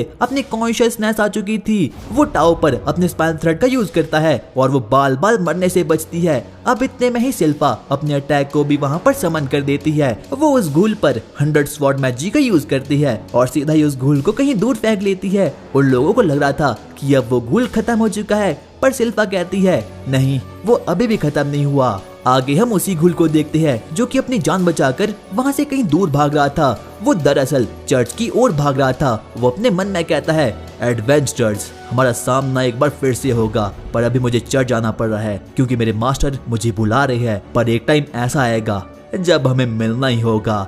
वो आगे आगे बढ़ना शुरू करता है, पर वो अपने मन में अभी भी लॉर्ड के बारे में ही सोच रहा था। पर तभी अचानक से जब वो भाग रहा था, लॉर्ड चुटकी बजाता है और अचानक से उसकी एक टांग बिल्कुल कट चुकी थी। वहीं उन 3 लड़कियों को ये पता ही नहीं होता कि आखिरकार लॉर्ड कहाँ भाग चुका है। शीरो ने बोलता है, मास्टर लॉर्ड पॉटी ब्रेक पे गई है। आगे लॉर्ड उस घूल से मिलता है और वो घूल उसे देखकर काफी ज्यादा शॉक्ड हो चुका था, यहाँ तक कि वो डरना भी शुरू करता है। बाद में जाकर हमें उस घूल के पास के बारे में बताया जाता है। उस घूल को बचपन से ही सबने नकार दिया, कोई भी उसे अच्छा नहीं मानते थे, यहाँ तक कि उसके अपने भी उसे बस मारा पीटा ही करते। लोगों ने उसे बहुत मारा, पर तभी अचानक से वही प्रीस्ट जो कि इस समय चर्च पर है, वो उसके सामने आया और उसने उसे बोला, तुम यहाँ रहना डिजर्व नहीं करते, इसीलिए मैं तुम्हें अपने साथ ले जाऊंगा। और उसी समय से वो उसका गॉड बन गया। उस घूल के पास जीने की कोई भी इच्छा नहीं थी, पर अब उसे फाइनली उस प्रीस्ट के कारण से जीने की इच्छा मिल चुकी है। वहीं अब लॉर्ड डिवाइन सॉर्सरी का यूज करता है और बहुत सारी लक्सा स्वॉर्ड को वहां पर समन कर देता है उसे खत्म करने के लिए। यहाँ तक कि वो घूल भी देखकर काफी ज्यादा शॉक्ड हो चुका था। उसे बिल्कुल भी विश्वास नहीं होता कि किसी के पास इतनी भी पावर हो सकती है। वो अपने मन में बोलना शुरू करता है, मास्टर प्लीज मुझे बचाइए। पर अब उसे पता चल चुका था कि जो ये बच्चा है ये उसके मास्टर के रास्ते के बीच में आने वाला है, इसीलिए वो अपनी पूरी जी जान से लॉर्ड की लक्सा स्वॉर्ड का सामना करता है और उस पर अटैक करने के लिए आगे बढ़ता है। पर तभी लॉर्ड सही समय पर अपने बैरियर मैजिक का यूज करके उसे एकदम पेल कर रख देता है। लॉर्ड का मकसद सिर्फ और सिर्फ उसे एग्जामिन करना था और जब वो अपनी नींद में खोलता है, लॉर्ड अपने मन में बोलता है, देखो ग्रिम ये तो काफी ज्यादा एक्साइटमेंट में है और हाँ ये एक घूल है। पर तभी वो घूल बोलना शुरू करता है, यहाँ तक कि लॉर्ड भी देखकर काफी ज्यादा शॉक्ड हो चुका था। क्या तुम बोल सकते हो? क्या तुम एक ह्यूमन हो? अरे सॉरी मुझे पता नहीं था कि तुम बोल भी सकते हो, मैंने तुम्हें कुछ ज्यादा ही मार दिया।